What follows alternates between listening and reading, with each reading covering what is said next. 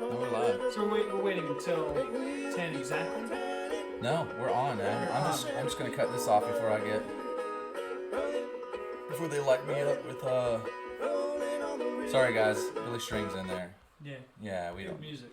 I do enjoy Billy.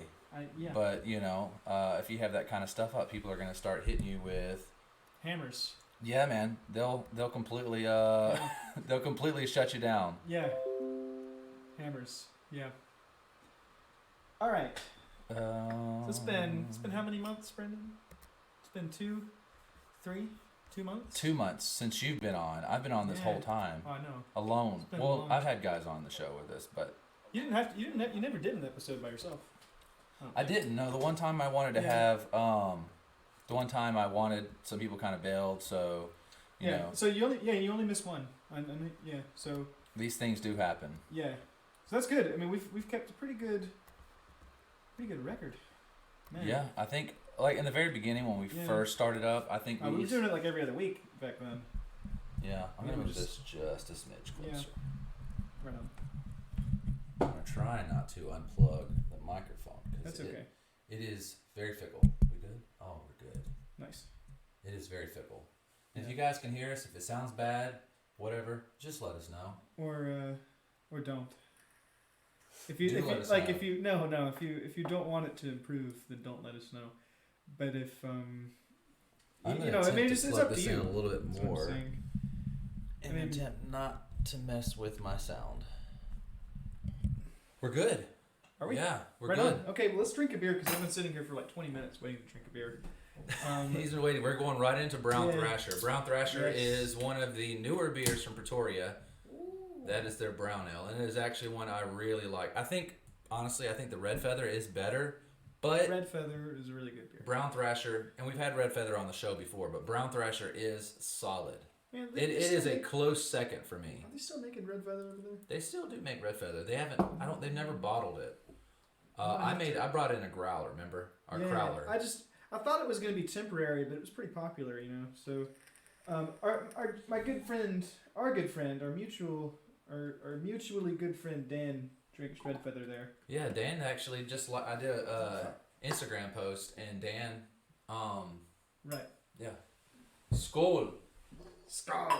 What was it in Spain? Salute in Spain. Salute. I think it's the same in Italian. You know salute. I do. Yeah. I was goofing, man. On the previous some of the previous shows, I've had people. Every time I cheer somebody, I say something completely random. No, I say basically cheers in a different language. Yeah. But and they look at me like, "What the hell are you doing?" Like, you gotta what be does that mean? Careful with that. Perfecto. Yeah, it's not bad. Excellent. Yeah, it looks fine. I mean, it's not. You guys can catch a gander of that. Not really perfect. It's not perfect. You know. What's cool about that label is I actually found out today the guy who did that for Pretoria. I met Brooks. I met one of the founders of Brooksfield, and we talked about a lot of cool stuff. And I'd love to have them on the show to kind of talk about what they do, because let me get back to that.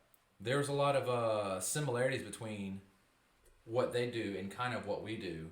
Maybe a little bit different, but she's very adamant about like getting these skilled people out and helping people, find their way. For a person in the arts, or a person who's very skilled and somewhat new as far as putting themselves out there, it's a bit arduous and overwhelming. Like, what do you do? Yeah. So she's helping people out with that. Yeah. I think that's a much better view. Yeah. Yeah. Well, let me stop you there because I want to talk about the beer. How dare you, sir? What? No. I don't know. It's good. It tastes like. I feel like I'm tasting pecan. Is that pecan? You know this beer really well. Yeah, it's whatever you taste, my man. Okay. If you taste pecan, that's what it's got. Yeah. It's got pecan in it. I'm gonna start when I sell beers when I sell beers at work from now on. That's how I'm gonna sell them, just like that. I'm gonna be everybody's least favorite bartender. Yeah. Is that like a sprig of like maybe a mahogany or like a chestnut in there? Yes, that is exactly what you're and tasting. then like somebody else is like, no, it kind of tastes like lemon. Like, yeah, that's because it tastes like lemon. How did you know there and is then they're lemon like, in there? well, wait, yeah. There is lemon in there. How did you know? I'm like, to me, it tastes like a New York strip.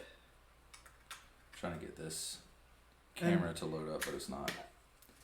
Yeah. We don't always need that secondary camera. It's okay. Right. Oh yeah. We don't. It doesn't matter. It's that other camera. It might matter. I don't know. That other camera's not getting any love. I kind of wanted. This one over here. Yeah, I'm not even getting a signal from it. Huh. We'll figure that out later. Yeah. Man. I mean, we look good right here. I mean, I think nothing to worry about. Probably. Well, except that maybe we should move the beers. Do you want to just leave them here, or should we? I mean, this is fine, man. Yeah, it looks. Oh, we got our beer board. Beer board. Yeah. The beer board. I'm eventually going to use this for something. This board. Yeah, well, it's very pretty. In the meantime, it will have some love beer. before that. Yeah. Before you turn this into something, whether this is the neck of a guitar or whatever. I think it's gonna be the stringer down the back of a neck on a guitar. Like. What is this made out of? This is canary wood. Yeah. Yeah, it's nice. I like it. It has all these like weird rainbowy colors. But you were here when Ranger Ben was here, right? Ranger Ben, no.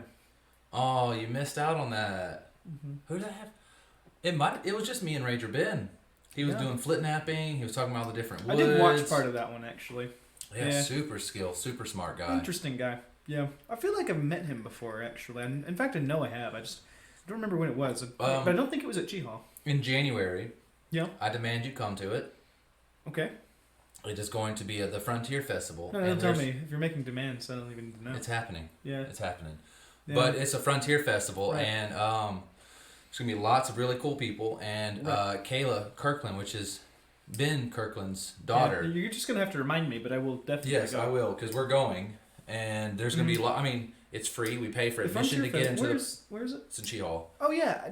Tons of skilled people there. Yeah. I mean, people with like 20 years, 30 I missed years it last experience. year, and it's a real shame because I really want to get a quiver, like a handmade quiver. But one of the big ones, that'll like, that's like a big, you know what I'm talking about? Quiver. Like the bigger ones. So I need like a modern ones are usually real small, but I mean like a big one. Because they kind of just put the head of the exactly. arrow in it. Yeah, I'm trying to get I want to get a really big one for these. These things. Oh yeah. Um. Love some red feather. Prost. Yeah. Dan. Yeah. And then Nat, I don't know if you. Yeah. But no, Nathan. Alan said Brown Thrasher. Brown Thrasher is solid. So good. Yeah. Good old Georgia State bird. Sadly, the comment. So what's great about Facebook Live, and what we might actually go back to now that Jake's here, we can actually use his phone to do Facebook Live. We can. I found out that with Twitch, so I'm doing Restream right now, and it's streaming all of this. See, this is going through Facebook. Right. We're running it to YouTube, and we're running it to Twitch. But the thing with Restream is it is against Twitch regulations if you are an affiliate. So we're right on the precipice of becoming an affiliate, and once we do that, we'll have to ditch the Restream, and we'll just run. We'll run your camera over here. Okay. We'll run the Twitch here. Simultaneously, broadcasting them, and then I think it'd be great. And guys, keep an eye on Twitch. I'm probably not going to run it through Facebook Live. That boy Jake Lamb, Jazzy Huff. What's up, man? Yeah. But yeah, so I'm going to be Jake's gonna be working on guitars, and I'm gonna have we're gonna have the camera set up so you guys can kind of see him working on guitars. That's gonna be sweet. It'll be a couple hours, at a time, so you guys just kind of pop in, say something, and if not, if you just want to sit over there and lurk, more power to you, man. If you guys just always wanted to see how a guitar works and how it's built, it's going to take a long time. Yeah. He's not coming in here in like one day knocking out a guitar. That is something that I haven't told you, Brandon. One of the things that I have wanted to do, I gave it a lot of thought while I was out of the car. I did a lot of thinking while I was yes. Yes, get back to that. I don't want to be rude, but we forgot to welcome everybody back. Oh, hey. We've been over here chatting and stuff, and Jake's been gone this whole time. We haven't even said welcome back, guys. Welcome back. Yeah. Thanks for coming. Tell him welcome back. No, you don't have. Oh wait. Quit being rude. Tell thought him we were welcome saying, back. I thought we were saying welcome back to all of them. Oh, yeah. There's no need to welcome me back. Well, yeah. I mean, I live here. Yeah, that's what I mean. You guys aren't Shit. rude. Yeah. Yeah. Welcome back, Jake. Anyways, continue what you were saying. No, thanks. Sorry, for I coming back, wasn't trying to be rude. And welcome to everybody that's watching us. We kind of hopped into this like we never left it. So Yeah, and it's actually it being my first time back in so long. I was like, I was a little, I don't know. He's a little worried that he Yeah. might have lost his luster. I know. I thought I was worried that I wasn't the sensational video star that I am. Right? Yeah, man. Yeah. Right. Anywho. Sensational. Yeah. No. Obvious sarcasm. No, man, you're awesome. You're awesome. People Brandon. know that. You bring the weird, I bring the beer. Yeah. And sometimes I bring the beer and you bring the beer. Kind of both ways. So what I was gonna say is that your idea with streaming me working in the shop is pretty good because I'm gonna be working kind of a lot more in the shop than I have been up until now. I've cleared up my schedule a lot. The good thing about coming back from a 2-month trip abroad is I come back with a totally blank slate because I had to quit all my jobs. Quit. Put them on hold. If you need a job at Temp, they love you. You have a great work ethic. Actually, like 2 weeks before I got back, I started getting messages from like Mello and also Temp, and they're like, "Hey, you coming back to work, right?" And I was like, I mean, I love both of those places. Why don't you do Mello just on the weekends? Come work with me on the weekends, and you have the whole week to do whatever you want. So I'm doing probably it's probably gonna be Friday nights at Mello, Saturday nights at Temp. And then Sunday I don't know for sure yet. I mean I may work at either place on Sunday. I don't know yet. Sunday might be boring for you at Mello. Well, it will be, but they might need me there. You know. That's true. People don't like working on Sundays. The way I don't know. The thing I like about Mello is I just kind of like I kind of like work a bunch of shifts and then slowly get rid of them until I have the perfect schedule. And then Justin, he just kind of reschedule. He kind of repeats the schedule, so yeah, I don't know why we're telling everybody the way that works. It's easy, It's a bit pointless for everybody else here. Yeah, a lot of people like the same schedule, so once he finds a sweet spot, he just keeps repeating it. Yeah, exactly. I mean, it is kind of nice. It's they let me do kind of whatever. But anyway, I have sort of a blank slate right now, so I'm planning on working way more in the shop than I was. And I've given myself kind of a deadline, like the summer, get these 2 guitars done. And it's a lot of work, man. No, it's you guys will be here for some of perfect. It's perfectly doable. What I just have to I need to buy a thickness sander, which I will. I just want to hold it. I'm not going to flash it. Go ahead. I just want to see your difference between mine. Yeah. Oh, yours comes out so easily. Yeah. It sounds really bad because you guys can't see what I'm talking about. We'll show you later. Let me hold yours, dude. Oh, yours comes out so easy. Yeah. Warning. Yeah, adult content. I think we just became R-rated on this episode. That's fine. We always end up R-rated. We usually start out PG and we maintain PG for about 10 minutes, and then we go straight to R. Yeah. And sometimes we even hit X-rated, but we can't show those videos on the. Yeah, we get hit every time we do something on Twitch. We get hit with it. I'm gonna pop it open just. Okay. Oh yeah. Go ahead. This is gonna taste like crap. Oh, tonic. I love tonic. But anyway, yeah. So another thing that I've given some thought, Brandon, is like for a while, I for a long time I wouldn't post any of my work, like anything that I made on any social media, like what my day-to-day stuff in the shop was. I just wouldn't talk about it, and it's kind of because I was afraid that if I posted things, I was gonna have to sort of post things all the time, so that people wouldn't be asking about, I saw this last week. What does it look like now?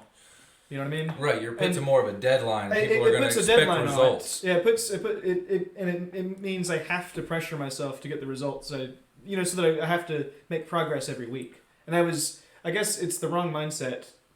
I was in the wrong mindset thinking that it was okay if I didn't make progress every single week. So I sort of want to be pressured to make progress every week. So I'm going to be posting stuff.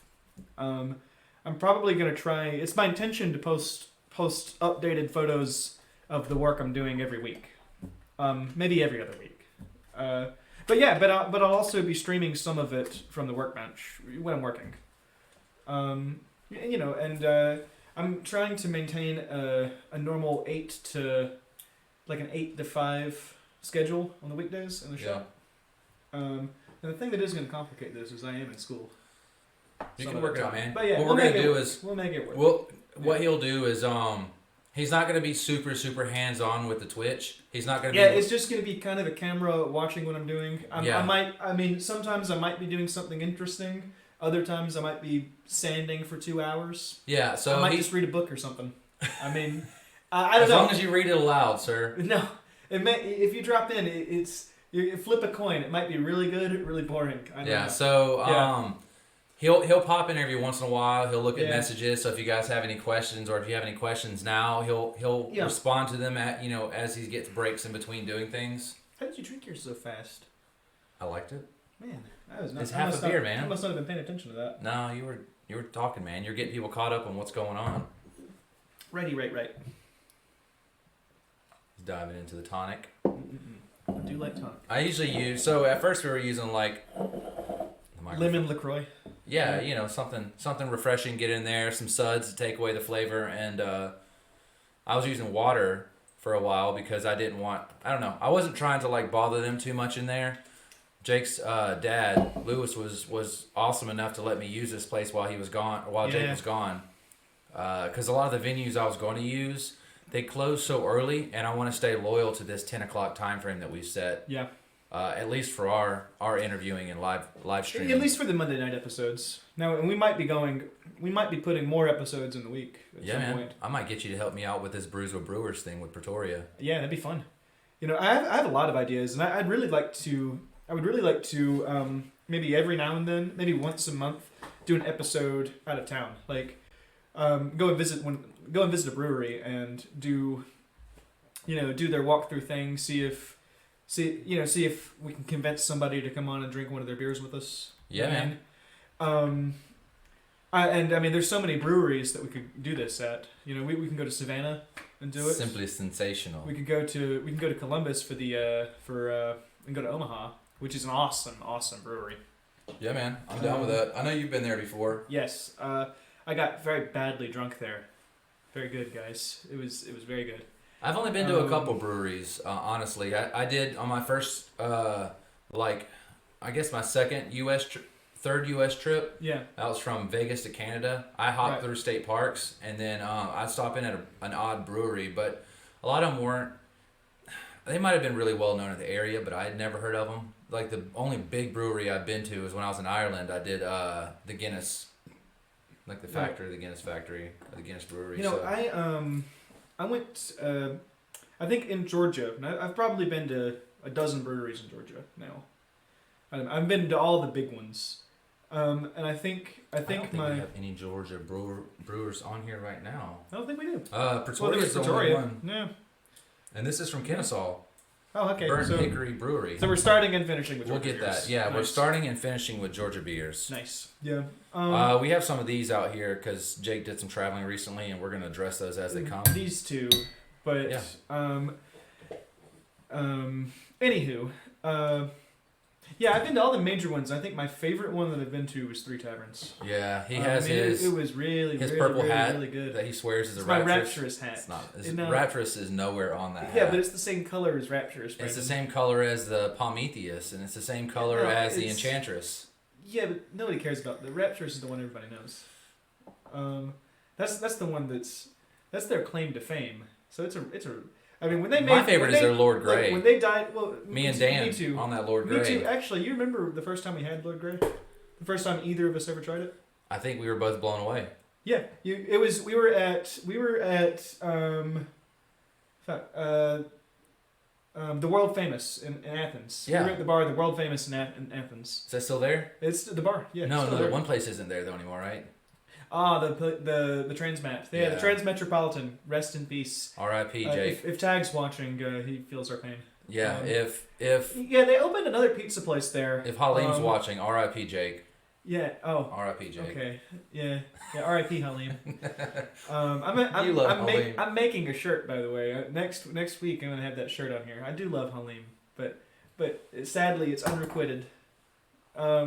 Anyway. He loves you. You guys are just in a lover's quarrel. It happens. Yeah, lover's quarrel. Anyway, what was I saying? I've had Halim on the show Twice. 3 times. 3 times since I was We gone. interviewed him. Oh, I've had so him the on- one time I was there. Yeah, we Wasn't did it at his shop. We did it at the cool okay. place. Yeah, I was there. We had another first time. Yeah. He came on and we talked about the cool place. We talked about the changes he's got coming on. The big. What the fuck? Why? Why? I just opened it normally. You saw that? What is the Japanese cheers? Kampai. Kampai. Kampai. Kampai. That's fine. You done goof, sir. I think this. I'm gonna start pouring it, I guess, because You got to, man. yeah. Party fouled it all. He was going to use this wood. Now, there's nothing wrong with the wood. He can always sand this off. He can. There is a lot wrong with it right this moment. You take over for me. He's worried. Yeah. He pulled out this just nasty rag. It's not. You're nasty. I am sometimes. Give me that. You saw that though. I poured it normally. What the fuck? Damn, Jake can't have I anything opened it nice. We normally. haven't spilled a single beer since you've been gone, Jake. What the fuck? Hang on. Can you pick this whole thing up so I can No. get it? No. I No. has to have Brandon. No. Right, come on. Dude, all the beer's on it, man. No, I know, but I need to get. You don't have to. You just need to like lift it a little bit so that I can get the. I don't want this to warp. What the fuck? It's never happened. It's okay. This is probably destined to be the beer board forever. I'm gonna be honest. It will. We'll cut grooves in it. Yeah. Yeah. You want me to? Why don't I just convert this into an actual? This is actually good wood, isn't it? It's good. I mean, but it was like $10, so I mean, it's replaceable. We can cut holes in it, 6 holes or six. I could. 6 and I could grooves put in a it. little bit of a finish on it, and it'd be. We can get. I'm gonna set this over here. No, It's sad now. What? I'm gonna get Cooley. He was the one that was actually supposed to come on Cooley. today. Yeah, he does like really beautiful wood burning. Yeah. Like he's like, yeah, I do wood. He's coming to Pretoria. Like I like would it. say of our 2 years, probably close to a year and a quarter or something like that. Maybe longer than that. But he's always come in, been super cool. Didn't know that's what he was into. And he works. I think he works for like a logging company or something like that. That's cool. And yeah. I was talking about people with unique skills, and he's like, well, I do wood burning. And I was like, really? And I was figuring, like some bullcrap stuff you'll see on Etsy. And he started showing me some of his pictures, and I was like, dude, that is solid. Okay. That is beautiful. Bring him on. Let's do it. Yeah, I think he I like actually meeting should sell people some of that stuff at Pretoria, It's a big thing of like raw wood. It's got the bark around it, and then, you have like 2 rams just, destroying each other, and then have the, all the stuff. It looked pretty, okay? And then have that on the wall. People can come in and buy it. All right. But I wanted to have him with some unfinished wood. Yeah, I mean, It's it'd a be project it'd be he's fun to working do on, and it. just have him doing his thing. Fun, it'd be fun to do. I'd like to be there for that one. You will be here for that. You're back. Yeah, I am. No, just look, still have the price, $11. See what I mean? R.I.P. Wood Beer board, board. beer board. That's fine. All right. Can't have Kampai. anything. Kampai. Speaking of Japanese beer, Right, yeah, Jake so- just came back from Japan. Tell us some stories. Well, the craft beer in Japan sucks. Except Hitachino. That's Which the is only what we're one drinking. which is what we're drinking. It's really pretty good. No, there's actually I had a couple of interesting beers. It's the problem with craft beer in Japan is now it does exist. It's just not very widespread. And it seems like there's a lot of variety. It's just if you go to a bar in Japan, they're like we have Sapporo and Asahi, and those are the 2 beers they have. Yeah. And you also see Suntory, which you can't get in the States, but it's basically the same thing. And It's so basically the it's San Miguel of. yeah, basically yeah. It's the Coors Light. It's Exactly. So Japan basically they have their version of Bud Light, Miller Lite, and Coors Light, which is what we're used to here. But they also have craft beers. It's just that you can't. It's just that you don't really see them at restaurants, or even at bars usually. Now They're really big in the whiskey scene, right? yeah, they drink a lot of highballs. That might be the most common drink there actually. And sake is big, but it's not as big as you would think. It's like a touristy type thing. Yeah, I'd say it's more touristy than what people actually drink. People do drink a lot of beer, and they drink a lot of highballs. And you'll see some people drinking sake. But sake is more like at a nice place. Yeah. For people to actually drink it. They don't they don't really go and drink sake at just any bar, for the most part, I think. But crazy stories, man. Tell us about the geishas. Tell us about the samurai fights. Tell us about everything of Kyoto. Oh, Kyoto is awesome. Kyoto is my favorite location, I think. Tell me a little about it. Some people don't know anything about Kyoto. So I'm just gonna start from the beginning on this, I guess. So I got to Japan. I got to Japan one day before a typhoon hit. Largest typhoon actually since the really big one that happened in 2012. This was the largest one since then. So I got there a day before that. Actually, I was really, really lucky. Like 5 hours later, all of the flights coming into the country got canceled. So I was very lucky that my plane didn't get canceled. You got the hell out of there. Yeah, and so I was in Tokyo, and I didn't know about this thing until I went to a restaurant in Tokyo, and they were like, "What are you doing about the typhoon?" And I was like, typhoon." And they're like, typhoon. And yeah, and they were like, "This is the first you've heard of this?" And I was like, "Yeah." And it was like, "Well, it's supposed to hit us in like 12 hours." And I was like, "Shit." And it reminds me of a really great and bad episode of The Little Rascals, where they're on a boat, and we're gonna get back to your story. It's just a little segue, but they're on this boat, and the boat's actually docked, but the little kids don't know it, and they're acting like it's been taken over by pirates. So one of the little kids is hiding in a room, and he's like, "There's a typhoon coming in," and the kid's hiding, and then when the man leaves, he's like, "Well, what was that again that was coming?" And the dog looks down at the spittoon. He's like, "Oh yeah, I ain't afraid no Chinese spittoon." That's the story. That's the story. So what happened?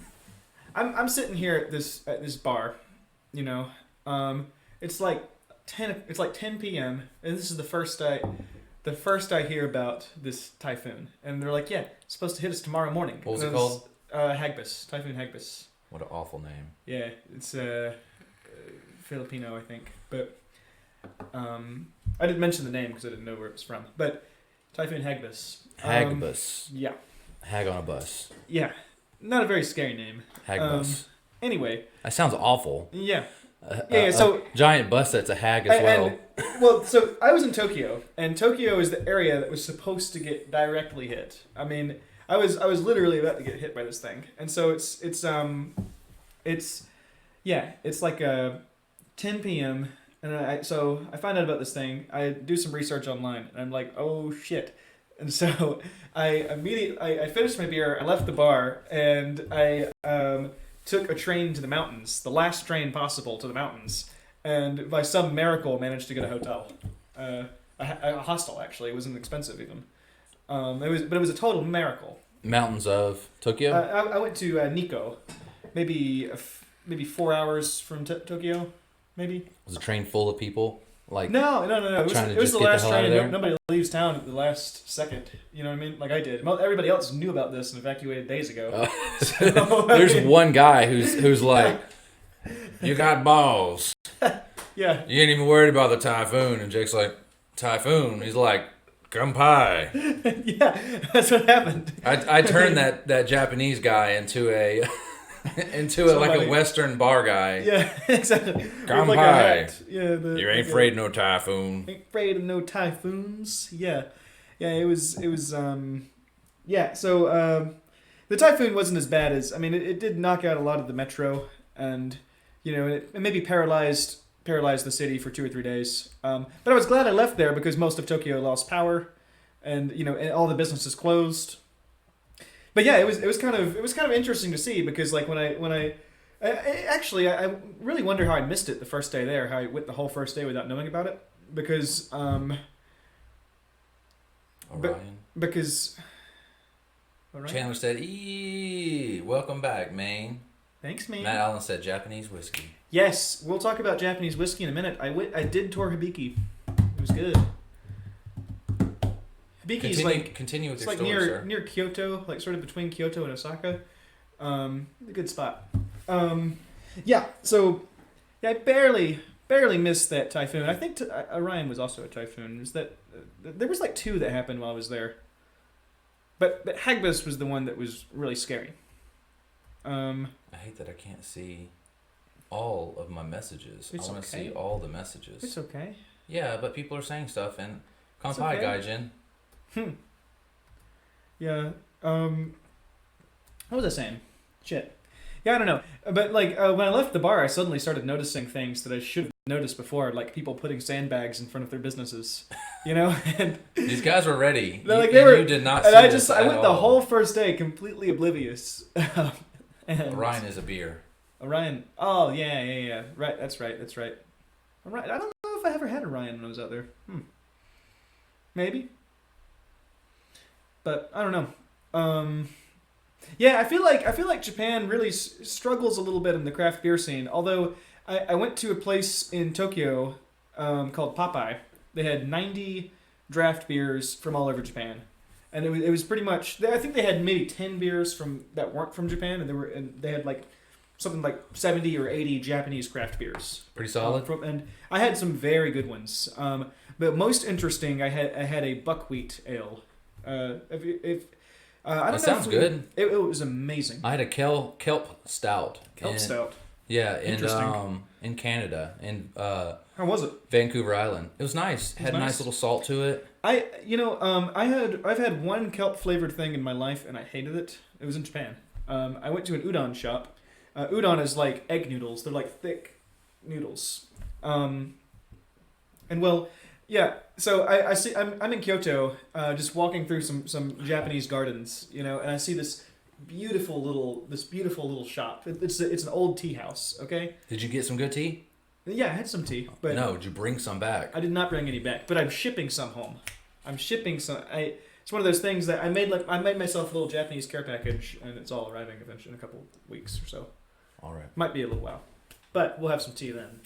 Yeah. Maybe you will have amended your things with Halim, and he can bring some tea, and we'll have a tea day. We'll have a tea day. Look, We'll scrap listen, the beer, and we'll have tea day. R.I.P. Jake. Yeah. It's, Continue. You saw this adorable little tea shop. Yeah. It looks like in any of those, like, I don't know. It looks like in maybe what's the old samurai show? Samurai Champloo.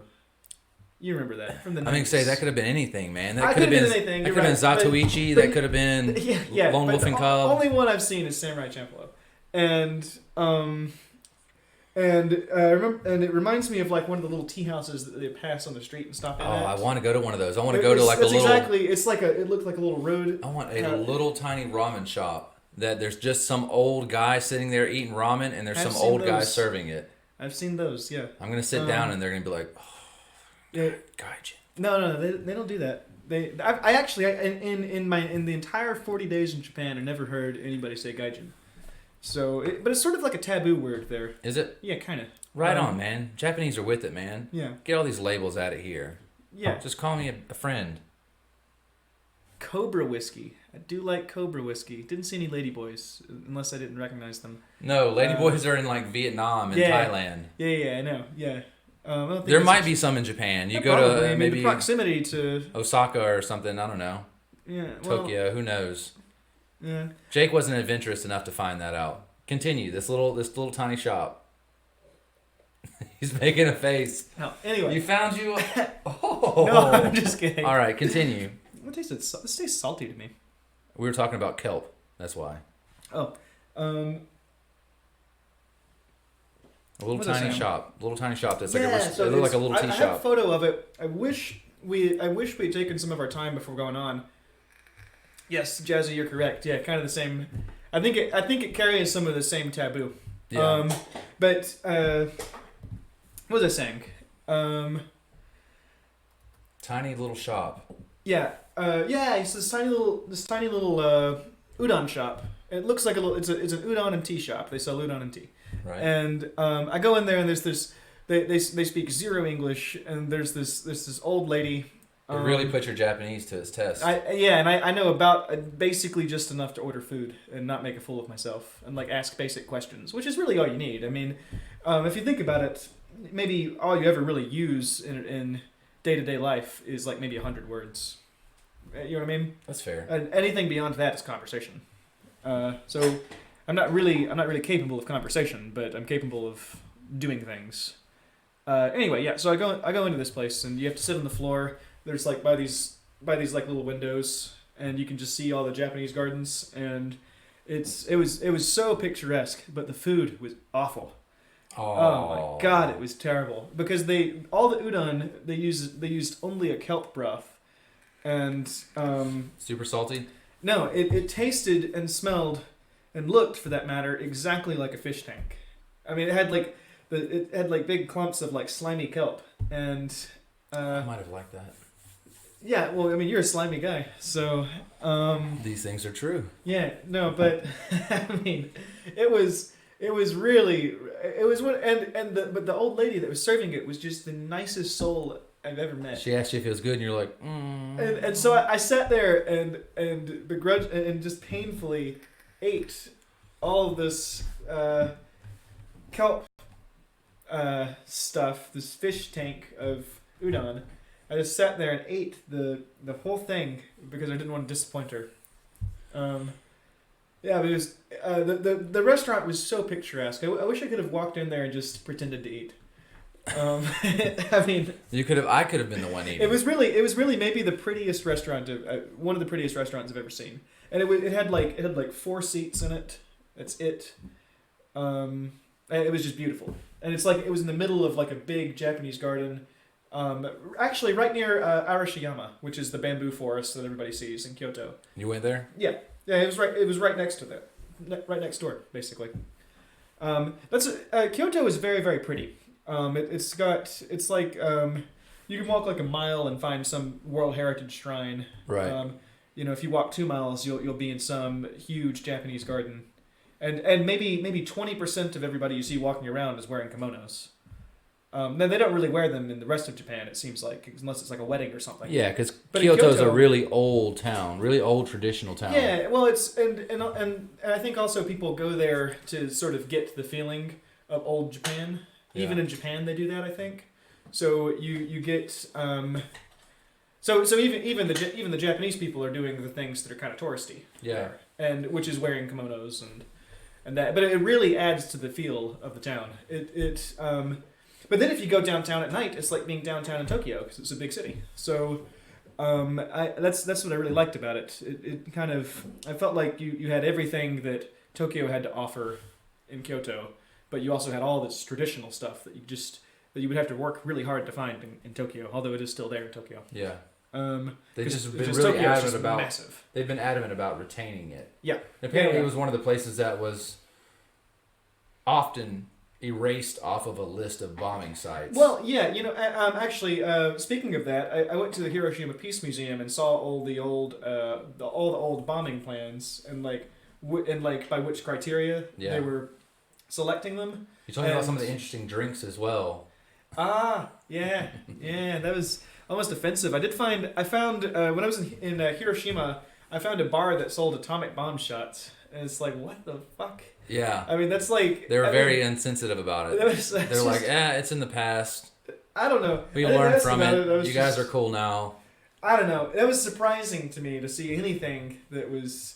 But mostly, for about maybe 90%, I mean, Hiroshima is pretty... I don't know. It's a real somber place, mostly, in a lot of ways. I mean...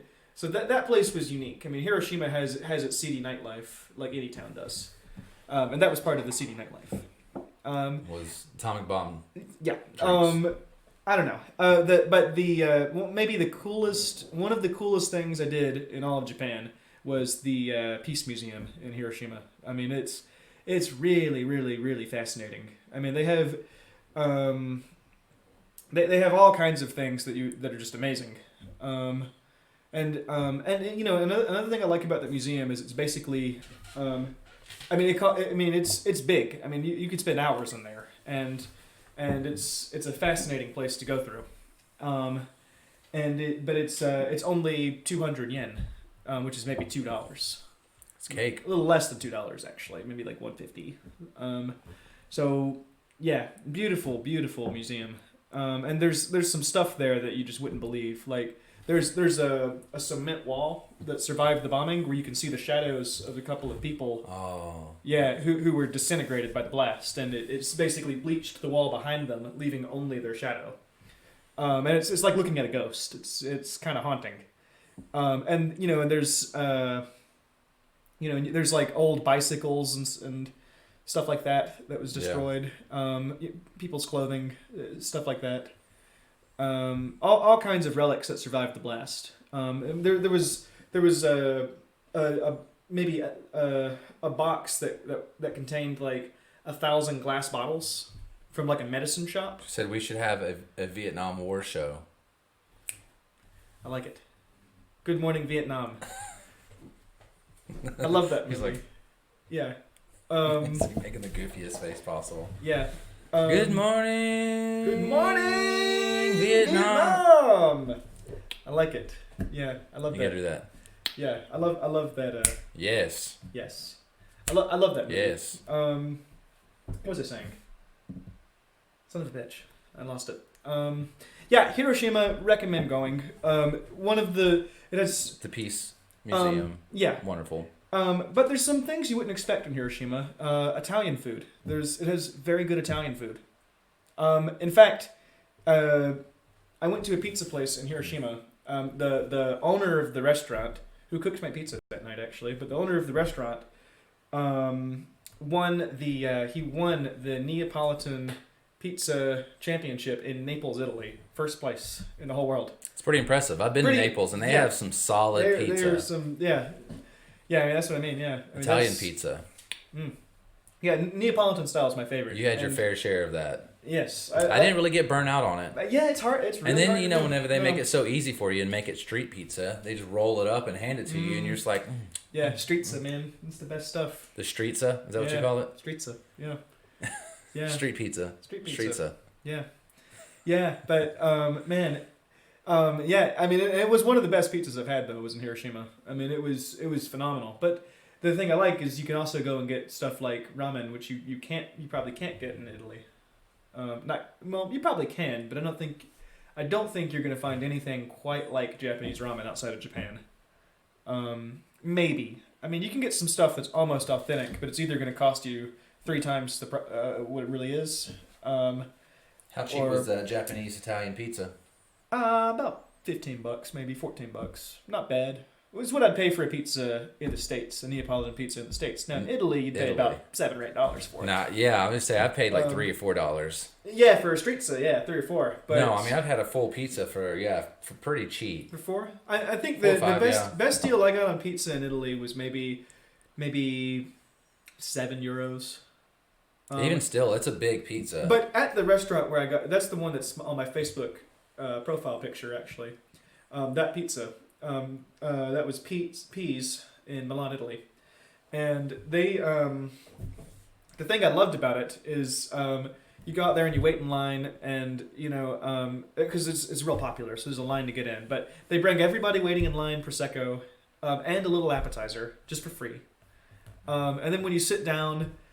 You order your drink and your pizza. You get your drink and your pizza like 2 minutes later, and then after you're done with your pizza, they start bringing limoncello shots, and they just don't stop. I mean, I had like 5 limoncello shots before free, and then there was a table next to me, and they couldn't all drink their limoncello shots, and I was over here just like drinking them, and so they just started handing me their limoncello shots. And it was like, oh no. So he's walking through Italy with the streetza in his hand and just like, oh. Yeah, that was. I got pretty darn drunk at that place for free. And like when I got my bill, there was like €10. And I was like, that's amazing. Because I had an entire pizza, a wine, and a tiramisu. And those are the 3 things that I paid for. But I also had like 6 limoncellos, a prosecco, and a free appetizer. It's winter, man. Yeah, I like the way they do it in Italy. It's a pretty chill place. I know definitely with the transportation, Hey, so before we completely move on to a different beer, what do you think of Hiroshima? I like it better than like the tonic. Yeah. Well, that's not exactly a compliment, but no, it's okay. It's okay. It tastes not groundbreaking. I think whatever craziness happened when I opened it might have changed the flavor. But it wasn't my fault. It wasn't my fault. I opened it normally. But Mike picks up every bit of that on the table. Does it? Yes. Sorry. Yes, you are sorry, sack of shit. Yes. I liked So- Italy. More time there. Italy was awesome. I spent. I didn't really do too much northern Italy. I did. I did the Cinque Terre. I did Pisa. I did Florence. I did Naples. I did Rome. I did Rimini, Mm-hmm. and that's it. Really? It's kind of yeah. It kind of wasn't. You didn't go any further north of Florence? You didn't go to Venice? No, No, I didn't go to Venice either. I was supposed to go to Venice. I passed on it. I was supposed to go to Venice. It was just very expensive for me to get from Munich to Venice. For some reason. You would think it would actually be pretty cheap because they're almost direct. Venice is almost directly south. Milan was a longer drive. I just paid for the rail pass and just got on. Yeah. Well, yeah. See, I wish I had gotten a rail pass in Japan. Maybe. What? ASMR, ASMR.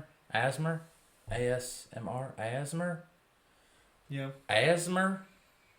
Not Yeah. sure if that's what she's trying to say. Asthma? Asthma. Jake has asthma. Asthma. I like it. I do. Or it could be abbreviation for something. Yeah. What's Matt telling us to get out of here? I don't know. Yeah. Yep, get it Yeah. out of here. Maybe he's talking about Japanese beer. Maybe he's talking about Japanese whiskey. No, the Japanese whiskey's good, man. They know what they're doing with whiskey. Oh yeah, they've won tons of awards. Japanese yeah, knocks. and They're very Hibiki- well respected within the whiskey world. But I think they take whiskey pretty seriously in Japan. It's actually there's a lot of reasons. One of the funniest things to me is you can buy a pint of beer at the gas station, and it's about the same cost as the equivalent amount of whiskey. So like even something like a scotch, you can get a scotch and it's like, I don't know, like $6 roughly. Kind of skipped you a little bit. That's fine. I mean, This is the best whiskey brown is ale. cheaper than beer in Japan, and it's amazing. That's how it was in Italy. The wine was so cheap. I was just man. like, I might as well. You know, I You went go to to a restaurant and they're like, soda's this much, and I'm like, well, how much is the wine? The wine's cheaper. Yeah, I'll have the wine. Yeah. I know I'm not getting refills on the soda, so give me some wine. Man, in Europe, I drank with every meal because it was cheaper than water, and it's like I'm just not used to having free. Like I think in Europe they drink when they want to. You know what I mean? But like as an American, I go there and because it's cheap and because I know it's such a good deal, I drink with every meal. You drink all the time. Yeah, no, I was a filthy alcoholic in Europe. This is Bell's best. best brown ale. We'll decide that. I like Yeah. brown ales. American brown ale, bottled and brewed by Bell's Brewery in Comstock. Yeah, all right. Yeah, Comstock, a good little town. Are you sure? Yeah, just south of Grand Rapids. Oh yeah, you spent a lot of time there. Yeah. The thing I like about Michigan is with a really, really good DD, you can go to New Holland, Bell's, and Founders in the same day. The DD is going to hate you after the second brewery. I mean, It's possible. but they're all within a 45-minute drive of each other, so it's one of the best locations for beer. Videos focused on sound because tapping on the table. Ah. Anonymous Sims. Yeah, okay. You're saying I should get something to hold the microphone up so it doesn't pick up all that. Oh yeah, like a professional.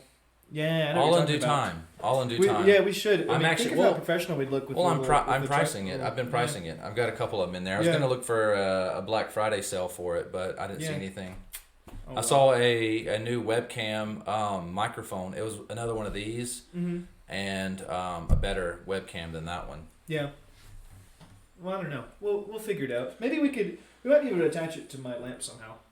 We don't even need to, man. It plugs. It goes right on the counter, just like that one does. It clamps, Oh yeah. Well, that's And- perfect. Yeah. and then we can move it where we need to. Yeah. Or if we find one with that is compatible with this just comes right off of that.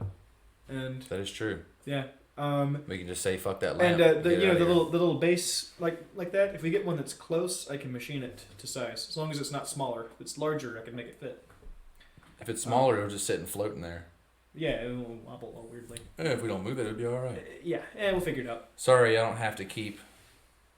I only see like a portion of this. Let's fix that. No, man, we'll keep responding. Miss Mixon, if you want to keep saying something, No. you no, keep no. running it, It's, okay? we are here for you.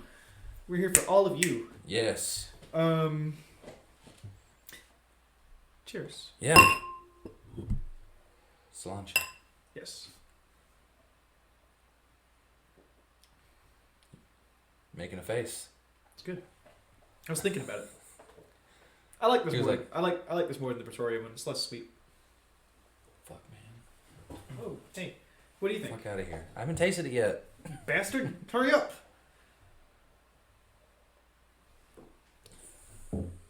That is nice. It's toasty. I like that. I like it a lot. No, Jake, let me buy that jacket. did Eli just comment that? That is Eli. Eli's wanting to buy a jacket from Jake, and I'll tell you, it is a really nice jacket. It's not that nice. It's cool. No, I really like it. If it was my size, I would try to get it from him. But I would be like Chris Farley and be like fat guy in little coat kind of thing, and I don't want to do that. So, Yeah. but it's a great looking. It's a beautiful jacket. Yeah. I was jealous Not when I this saw one. it. Although this is a cool jacket. That is a cool jacket, but the other one's better. And his brother Oh, Eli is fuck, I like trying this one more. to buy it off him for like really cheap. No. I got this one in Japan. Yeah, how much did that cost you? $20. What the fuck? Well, 2,000 yen, which is like $18. I know, isn't that amazing? I mean, it's really well made. The Japanese are really on with their fashion. Yeah, and I mean, I know. I mean, back It's here, I'd good, pay, solid. Yeah. yeah, I'd pay $80 for this here. You know what I mean? And it's Did really one of sad. these I attached this little plastic octopus that I found. It says Pat on the back of his head, like PAT. I assume patent or something. I don't know. So I call him Taco Pat because taco is octopus in Japanese. So he's Taco Pat. But for a long time, he was attached to this little clip. Do like they that. have a Taco It was like Tuesday a there? I didn't where see they it. have nothing but octopus? I feel like it was a wasted marketing opportunity. Yeah, they I should also have a taco. I saw Tuesday. I found a taco shop like a Mexican taco place in Osaka, and I went there really hoping that they would have tacos, but they didn't. Yeah, that would have been nice. They say Taco. yeah for Mexican tacos in Japan they say taco soup. Tacos. Taco soup. Yeah. We forgot to mention this. Some of the stuff you actually got from Japan before we hop back into Europe, and What did they get from Japan? you got that blade. You got me one of those, and you got all these deadly blades right here down here. Yeah, here you go. Look at this beautiful thing. I'll catch a gander of that. Yeah, it's cool. I did bring a much cooler one back with me, but I had to give it to somebody. Rest in peace. To be honest, I almost kind of like part of me I wanted to just like keep it for myself. Like I was kind of hoping. Yeah, it was nice. It looked like some crazy Damascus steel. It was. Well, in Japanese, Damascus, they don't say Damascus steel, they say it's Mokame Gane. Okay. Um, Oh, that one's got a sound. it does. It's like Do a you bell. have your old one? Yeah, it's right here. Big Let's hear a comparison. one. Okay. Alright, go ahead. Run it. You do yours. Bring it a little closer. This is more bell-like. It doesn't have all the wobbly. What have you done to my song? I haven't done anything to your saw, sir. Fucker. No, just kidding. I'm not putting that much stank on it to I'm bend just it. kidding. Hang So, on, let me see the tip of that. If somebody, hold on a second. If somebody's watching on Twitch and you give us a follow, you can see Jake smack this thing a couple times. Yeah, I was really reluctant to post that video. So the reason I got this, the point of this one Pun intended. is, let me show you. The point of this one has like a curve here. So this saw, it's just impossible to start a cut in the center of a board with a saw like this. But this one, because of that curve, I can start a cut anywhere I want. So it's pretty rare that you need to start a cut in the center of something. That literally is just to start a cut, and this That- is to finish it. That is the purpose of this. Are they the same? No. I mean, you could finish a whole. What do you mean? It's definitely a lot thicker. This one? Yeah. This So one. This is a handmade blade, but the thing I was looking for a really long time was one of these with a replaceable blade. So this has a mechanism where I can just take the blade out and throw it away and get a new one. And even though it's a handmade blade, the guy that makes them for like $10 a piece. So I feel like you just about hit yourself in the face with that.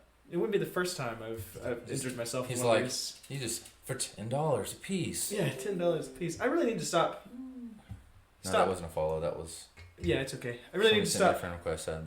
Really need to stop waving things like this around. But How would you do in a zombie fight with that?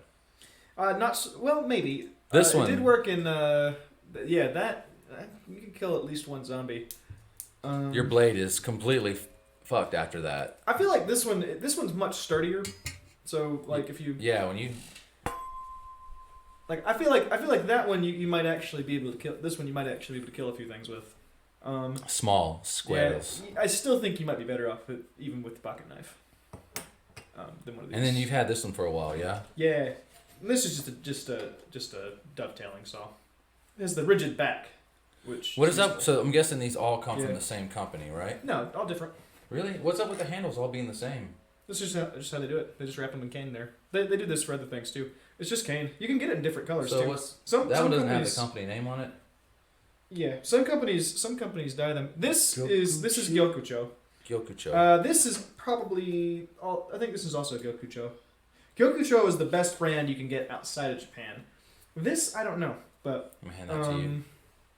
but I got it from Nobori Ryota's shop in Osaka. You bought this as well? Yeah. This case for it? Yeah, and the saw case, or the saw tool roll. It's hard to find a tool roll for saws because we don't really, while we can find Japanese saws, they're not widely used enough that you need a tool roll for them. You bought a beautiful chisel as well, right? Or did you buy a couple? I bought 2 or 3. They're way over there.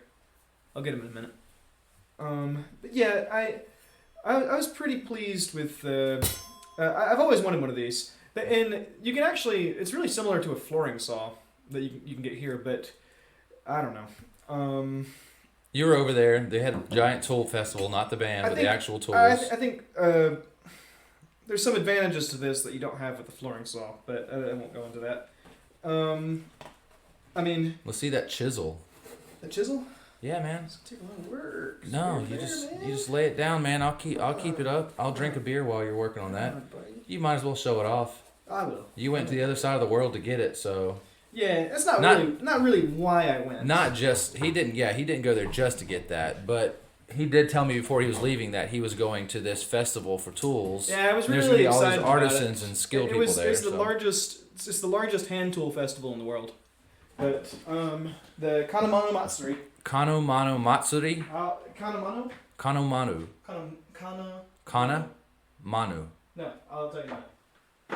I can break it down. I just need it. Kanu? No. It's all wrong. Everything you do is Is it wrong. Kanu? Everything you do is wrong. Tell Brandon. me. I will learn it. Kanemono? Kanemono. Kanemono Matsuri. Kanemono Matsuri. Which means hardware festival. Ah. So the Miki Hardware Festival. But yeah, so I got this there. This is a Fujikawa chisel. And actually, a friend of mine is the blacksmith that makes these. Show him that sweet handle. Yeah, ebony.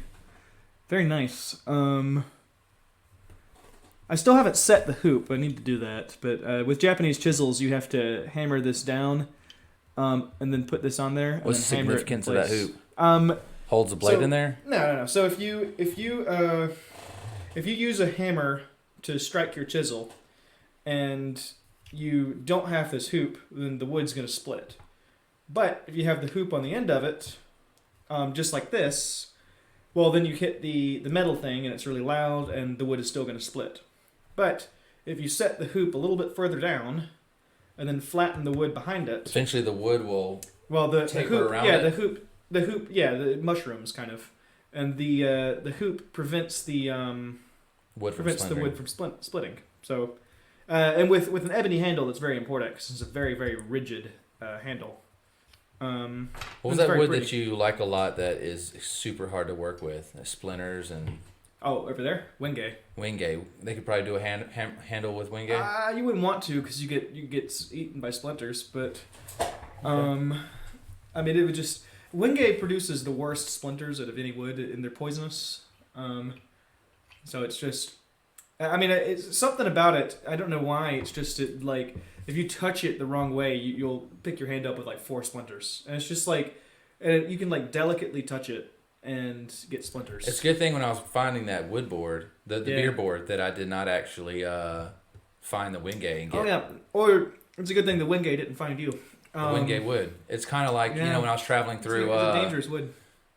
England and all the nettle bushes, the stinging nettle. You're just walking and you're like, why is my leg? And it's all lit up and you're like, I must get bit by bugs. And they're like, no, that's the nettle.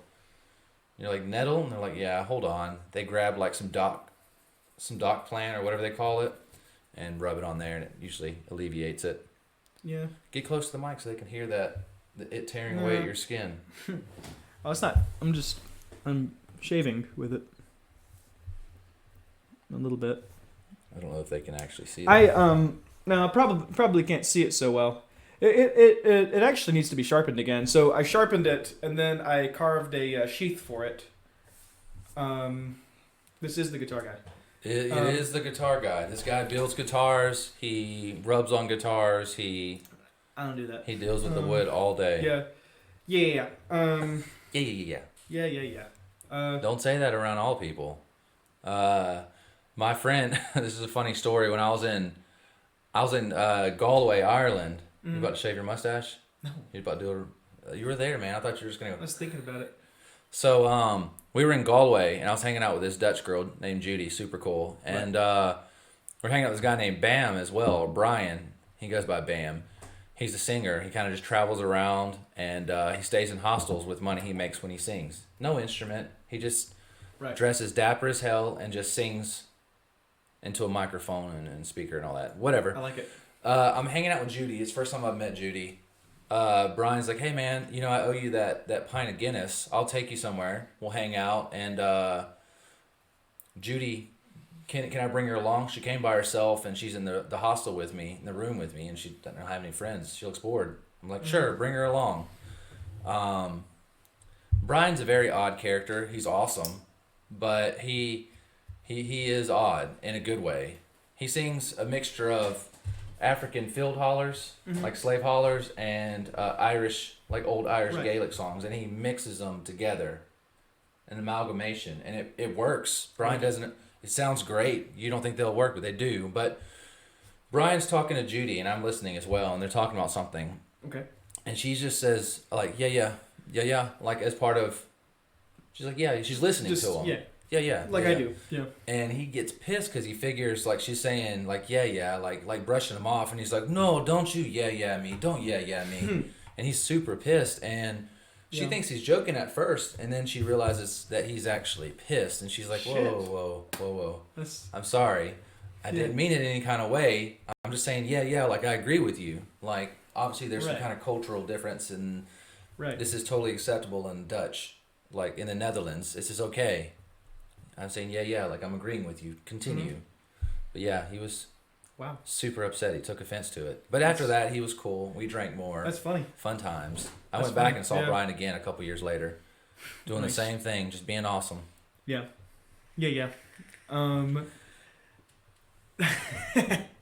No, what was I saying? What were you saying? Wingay is endangered. It is endangered. Jake also uses narwhal tusks as part of his.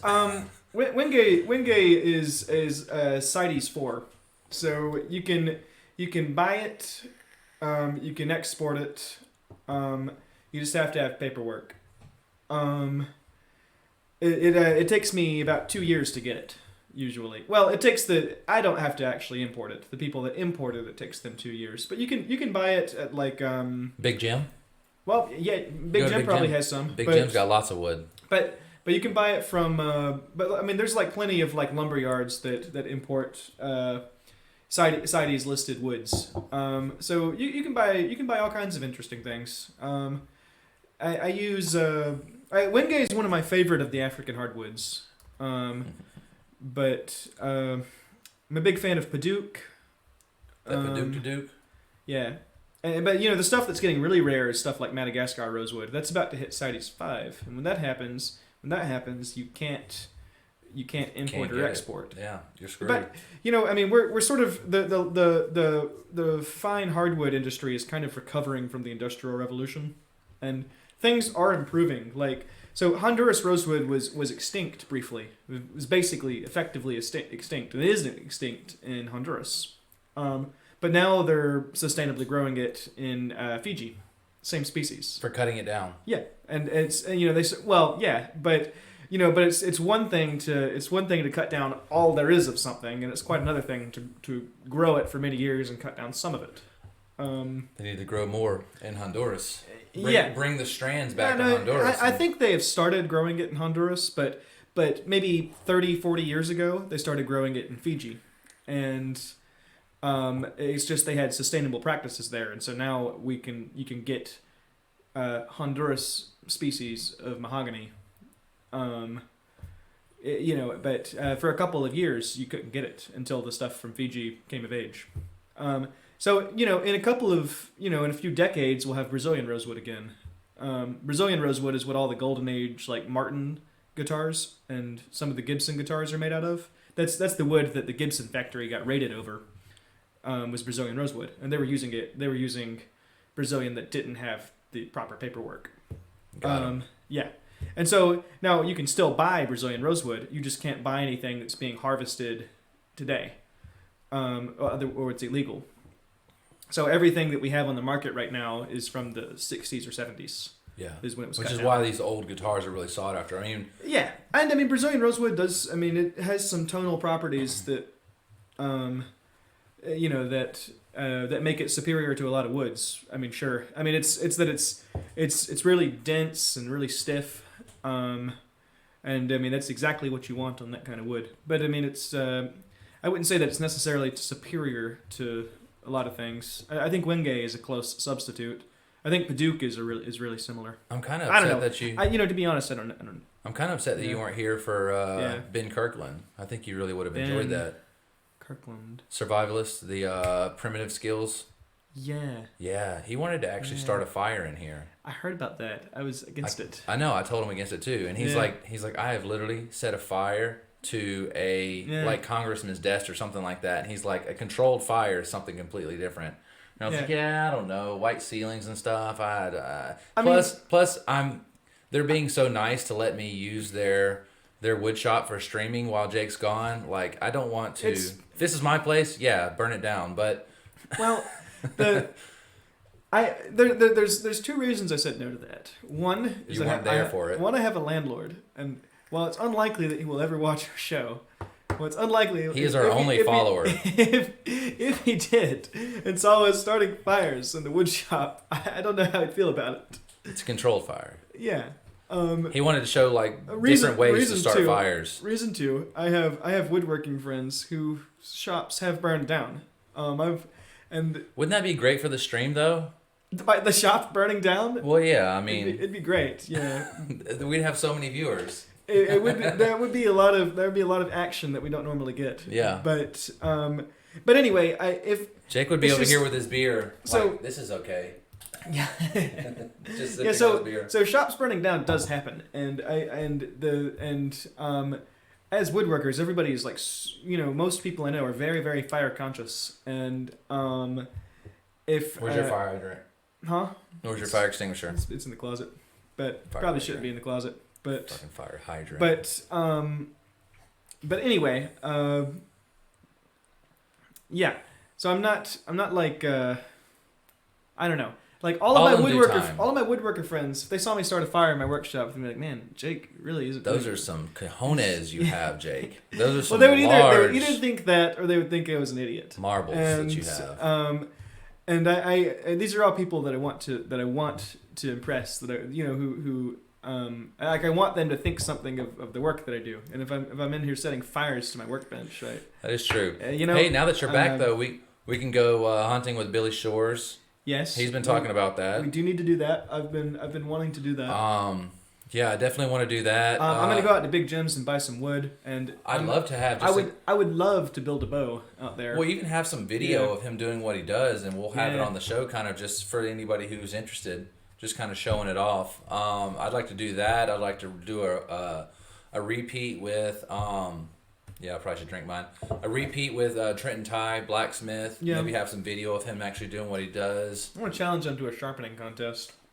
Yeah, he doubted your abilities. He did, and frankly, I don't think you can get, using a buffing wheel, I don't think you can get a chisel to be. I mean, you could certainly get it sharp. You could certainly get it very sharp. with like that, but I don't think you get it truly flat that way. I know of literally I don't know a single woodworker that sharpens chisels that way. But now, and some of us do it. There's some different methods. I mean, some guys use a strop. I don't use a strop. Some guys have like an expensive sharpening system where it's like a spinning wheel and it's like electric. But every system I know of, the one thing they have in common is that they have some way of keeping one side of the chisel perfectly flat. Now, maybe I misunderstood when he was telling me about his way of doing it or whatever. I mean, he was talking about knives more specifically. I don't know. Anyway, yeah. But I don't think you can get chisels much sharper than mine get. Don't worry, I'm not going near your chisel. You're good with the method that I have now. But I mean, I went through like a chisel sharpening phase where I was just like obsessed with finding the best way to get stuff sharpened. And I went through like so many different methods and I read so many articles and I talked to so many people. And I probably spent, I would watch TV like 4 or 5 hours a day while I'm sharpening chisels. And, and I feel like I can sharpen anything now. There's a guy on a Japanese video that does that. I know what you're talking about. He will sharpen anything and make a blade out of it. Yeah. Going back to like future episodes, we have a lot of stuff planned. I don't know if people would be interested in maybe doing a tea episode. I'd like to do a yerba mate episode. I can buy some unique mate and I can bring down the wherever it's at. Yeah. Up there, the gourd to have some yerba mate. Get some good one, like the last batch I got. Whew. No, we could get like a couple of things and try it. I'd be interested in doing a tea episode when my tea shipment from Japan gets here. We can get a couple different types of yerba mate. I would really like to do a whiskey tasting one night. You might have to stay over if we do that one. We will probably get. We're doing tastings. We're not drinking whole glasses. We're not. No, I was gonna. We're doing. Like I was thinking we would get 6 different bottles of whiskey and drink all 6. Maybe that's an episode for Matt Allen to get in on. Yeah, no, see, that's. Matt can bring some stuff from his stock. I talked with Matt about potentially coming on the because I don't know a good whiskey. Honestly, I don't. Really? I don't know. You got. I haven't acquired a palate for it. You have to like. The trick, the way to learn to drink whiskey, you have to get like you have to go through like a phase of just like alcoholism, and you come away with it. Like eventually you come out of the haze and you come away with it with a taste for whiskey. Hard pass on the alcoholism. Yeah, no, but it's like it's temporary alcoholism and it's for a good cause. This is a fucking big ass bottle. I don't know if we're gonna. It'll be fun. This is Dunkel. Mm-hmm. Dunkelweizen. Yeah. That's what it says, yeah. I don't know. Maybe it's just Dunkels are my favorite German beer, I think. Look at how good that pours. All that head. I know, but like if you go to I love that about German beer. That they usually will pour it and it's like with like a 2-inch head and it's I don't know. I really think German beer was my favorite on this trip. All right. What is that company? I don't know. Tucher? I don't know. I didn't pick the beer because I know it's good Dunkel, or because I know anything. Hefeweizen. I don't know anything about this company or this beer. I couldn't find anything at the warehouse that I actually had in Germany. Brewed and bottled in Germany. What's cool about German beer is how traditional they want to stay. You can have 4 ingredients. Yeah, they have that purity, no yeast. So with the purity laws, without the yeast, everything is kind of. Well, the thing that you get hangovers from regular beers and from like stuff like red wine is like all the sugars that's in it. Well, in beer, all the sugar is in the yeast. So German beer is real specific on what can and can't be in the beer. Yeah, I really liked in Bavaria that if you go into a restaurant like say. Like I went for breakfast one day. It's like 9 a.m. Prost. Yeah, it's like 9 a.m. I go into I go into a place for like breakfast sausage. They have these wonderful That's good. They have these wonderful white sausages in Bavaria. Yeah. Um, Bavaria has their sausage game down. yeah, actually they're really weird though because they serve it in a soup bowl, and it's like and they're like floating in a soup.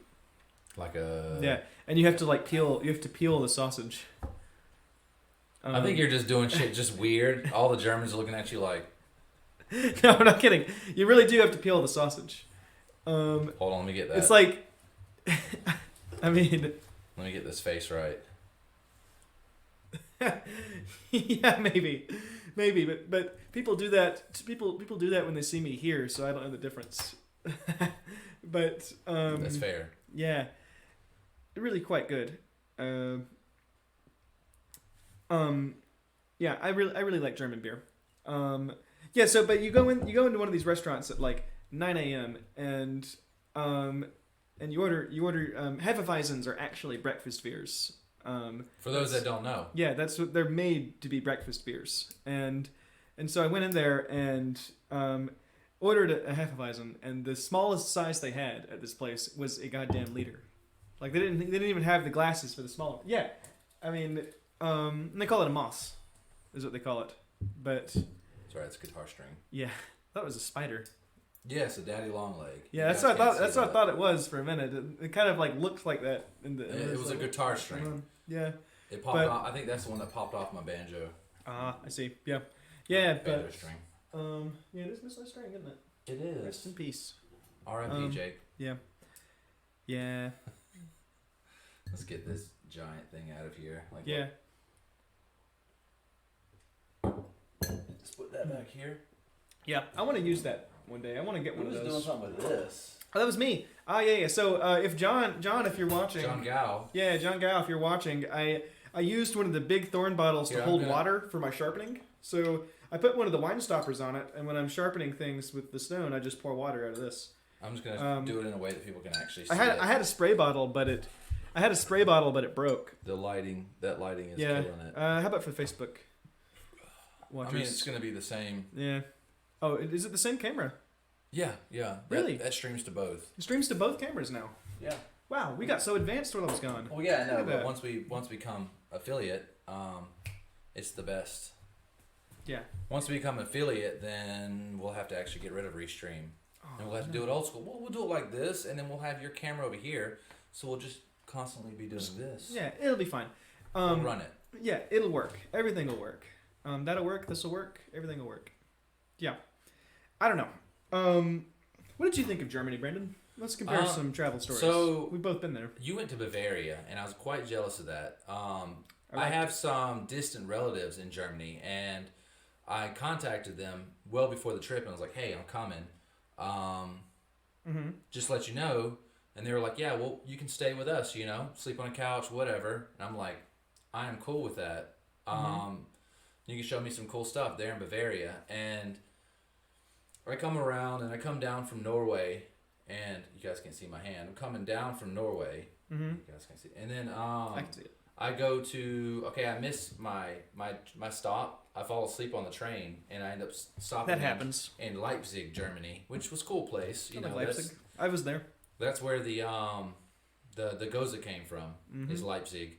So I'm in Leipzig. And I hang out there for a couple days, and then I head up to Berlin, and I'm letting the distant family know the whole time, like, "Hey, I'm here," and they're like, "Ooh, you're here now?" And I'm like, "Yeah," and they're like, "Well, we can't have you for like maybe in a month. We didn't think you were gonna be here so soon. Maybe another month." And I'm like, "Really? I'm not gonna hang, like, as much as I like Germany, I'm not gonna hang out in Germany for like in northern Germany for a whole month of my 3-month trip. You know, I've got places to be, so I hang out in Germany for a while. In Berlin, I go around Berlin, I hang out, meet cool people, and then I just, with those cool people that I meet, they change my trip, and I head to Eastern Europe. Well, somewhat Eastern. I hit the Czech Republic. I hit Prague. I went down to like Bratislava, Slovakia, and then and I just booked it from there. I went to Hungary and all kinds of places, but I didn't do much of southern or even middle Germany. Is that why you didn't like Germany or Berlin? Because your relatives? Fuck no. Yeah. Is that No, because you always said that you didn't quite. it was you really okay. liked It Berlin. was just I went to a bunch of museums. That was Right. cool. I checked out a bunch of the like old Mhm. war sites. And Yeah, I did a lot of that. Yeah. I did a bunch of that, and then I it was was only. it was real bleak. How many days and were you there? I might have been there a week. Okay, so maybe that's why I was there for only 2 days, and I had a really good time. I made friends with some people, and we explored the city together. And There's a cool place that I Yeah. wanted to go to, but I didn't get a chance to. It Mhm. is an old amusement park that's been like abandoned I know since what you're like talking about. I didn't go. probably the 90s or so. Yeah. So they've got like trees and stuff growing up through some of the like. It was I really, cool. I It really was like really things, I really abandoned. like things like that. I love like disaster tourism kind of. You know what I mean? I wanted to see it, I but love- apparently it's- it's I really love- illegal to be there. I love history like that, and so I really wanted to see Normandy Beach on this trip, but my plans changed when I ended up doing I had 5 days in Europe after Japan, and I had it I originally had planned to go to Brussels, to visit a brewery, and then from there. Follow. Look at Thanks that. for following. Thanks, man. And then from Close. there, I was planning on going to Normandy Beach and then back to Paris and then flying home. But my plans changed, and I went to Spain instead. And Good choice. yeah, and I mean I have several friends in Spain, and so that I just my guitar building friend in Spain. I'm going back. No. Eventually. I'm pretty sure, although not totally certain. Don't ruin it for the guest. We're Is it gonna a be surprise? we're gonna be in Spain, Okay. and we're gonna be twitching. Brandon wants We're to gonna keep it be- a surprise. Yes, it's not a surprise anymore. Okay. Wait up. Right. No. Well, so we're not. Okay. I don't know what Dan maybe- said the greatest place. I'm not sure Yeah, I he's think talking I about assume Leipzig he was or talking about Germany in general, Oh, yeah. because Dan does like him some Germany. yeah, with the name Erdman, you have to. Yeah. Yeah. Germany's a good spot. I really liked Italy, and I really liked southern Spain. Yeah. So I really liked. I was only in Italy 3 days. I really liked Italy. It's so And chill. I feel like the best time I had in Europe was in Spain, especially in Basque Country, but which is like on the France border, Right. on the Atlantic coast. Very, very beautiful, amazing food, and I ate a lot of squid. Don't normally eat squid, but Run it. Did you do the squid pasta yes. in Italy? No, I don't think so. Not in Italy, but it Or is in or is Spain. it big in Spain? Yeah, I mean, I had a squid pasta in Spain at some point, and I mean, I had all kinds of. I mean, I probably ate squid like I don't know, like maybe 6 or 7 times in 3 days, but yeah. But I mean, when in Rome, or I don't know. Yeah. I pulled that in Rome a lot. Yeah. I hung out I liked Rome a lot, and I Yeah. really hung out Rome for a while, and met tons of cool people. I was there during before Halloween, during and after Halloween, so Oh yeah. I had lots and lots of I fun. didn't I was realize our trips took place at the same time of year. Yeah, I was hanging out with two Russian friends, and they meet up every once in a while to kind of hang out. It's a guy and a girl, and I just figured they were a couple, and they weren't. So, and you know what's weird about European culture, which I Right. think is great, is you'll just see people making out everywhere. Yeah, that Bus, does happen. train, whatever. It's just, no matter. It is pretty normal there. They just Yeah. make out. So at first, being from where I'm from, it was a bit awkward. Yeah. But by the end of the trip, I'm there making out with a Russian girl, and during Halloween. Christ. And Yeah. the other Russian guy who's with me, Third well ended up. yeah, no, he was awesome. He was getting drunk because one of the bartenders at the bar we were at was Russian as well. So we're just doing crazy amounts of I see. shots for free. Of course. That he's getting, Yeah. and so he's off having a good time. He's dressed like Yeah. a cardinal, Right. right, in Rome, dressed as a Nice. cardinal. People are going around and kissing his hand and stuff. That is funny. Dude, they loved him. Like they thought he was real, like legit. That's funny. Which I mean, they're right next to the That's- Vatican in Rome. It's a big city. that's It's kind of almost- a big deal. It's probably almost illegal. Yeah, but he bought the costume in Rome. Oh, okay. And he bought the costume in That's Rome. amazing. So I'm going around with this Russian girl who's, she's got the El Dia de Muerte, like she's got the sugar skull thing going on. It's a popular girl thing. Yeah. And I'm smearing up her makeup, and I'm in Rome in Halloween making out with a Russian on the side of the street with a bottle of wine in one hand, and And that's why face in this hand. that's why we travel.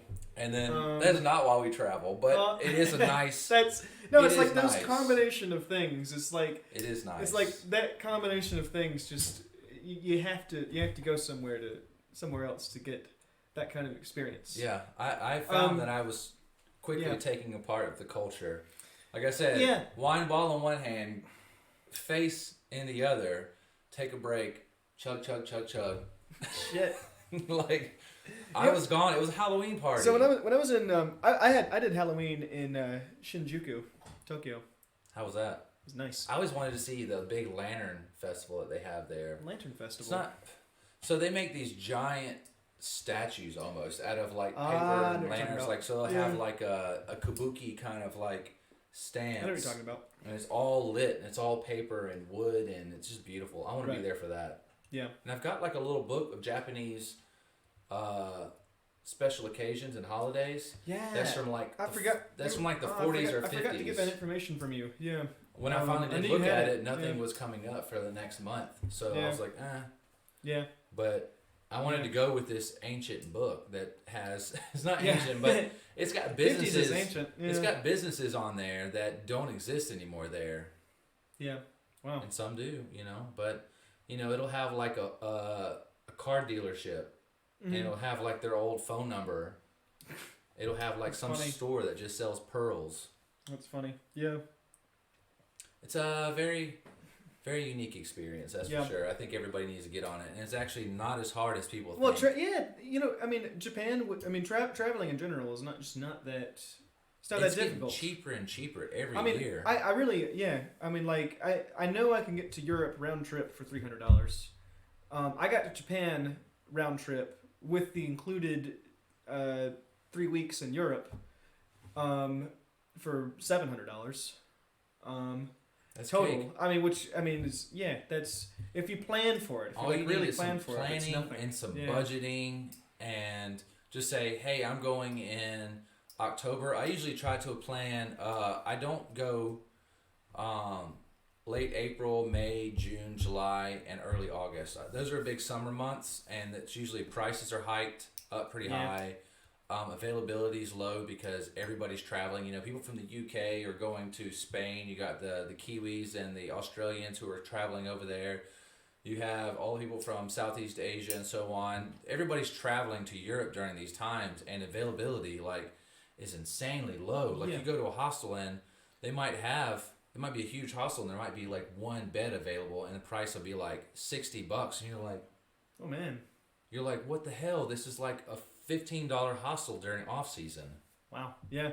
Yeah. See, so everywhere I stayed was like something like. In Japan, What's the cheapest? In Japan, the cheapest hostel I stayed at was $8. I got you beat by $1. You bastard. Yeah. Yeah, I was in Scotland. But I bet I rarely spent more than $10 or $15 a night. Yeah.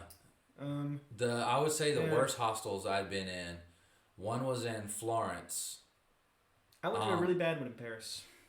There's good hostels and bad hostels in every town. What I flip would a do. coin. No, really I've been to an insane amount of hostels. I'd say about 80% of the time I loved them. I've had two of the whole time that were not great. One of them, understandable. Okay, the first one in Florence, it wasn't great. It was very last minute.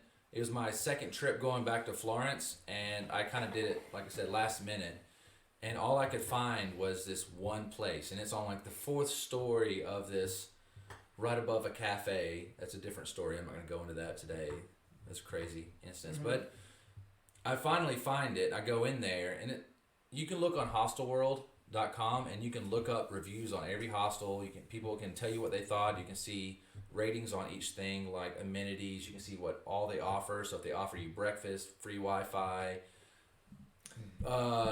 bar tours, whatever. You can see all of that. I hate when hostels don't give you a towel. I bring my own towel, sir. What kind of traveler are you? That's true. If you I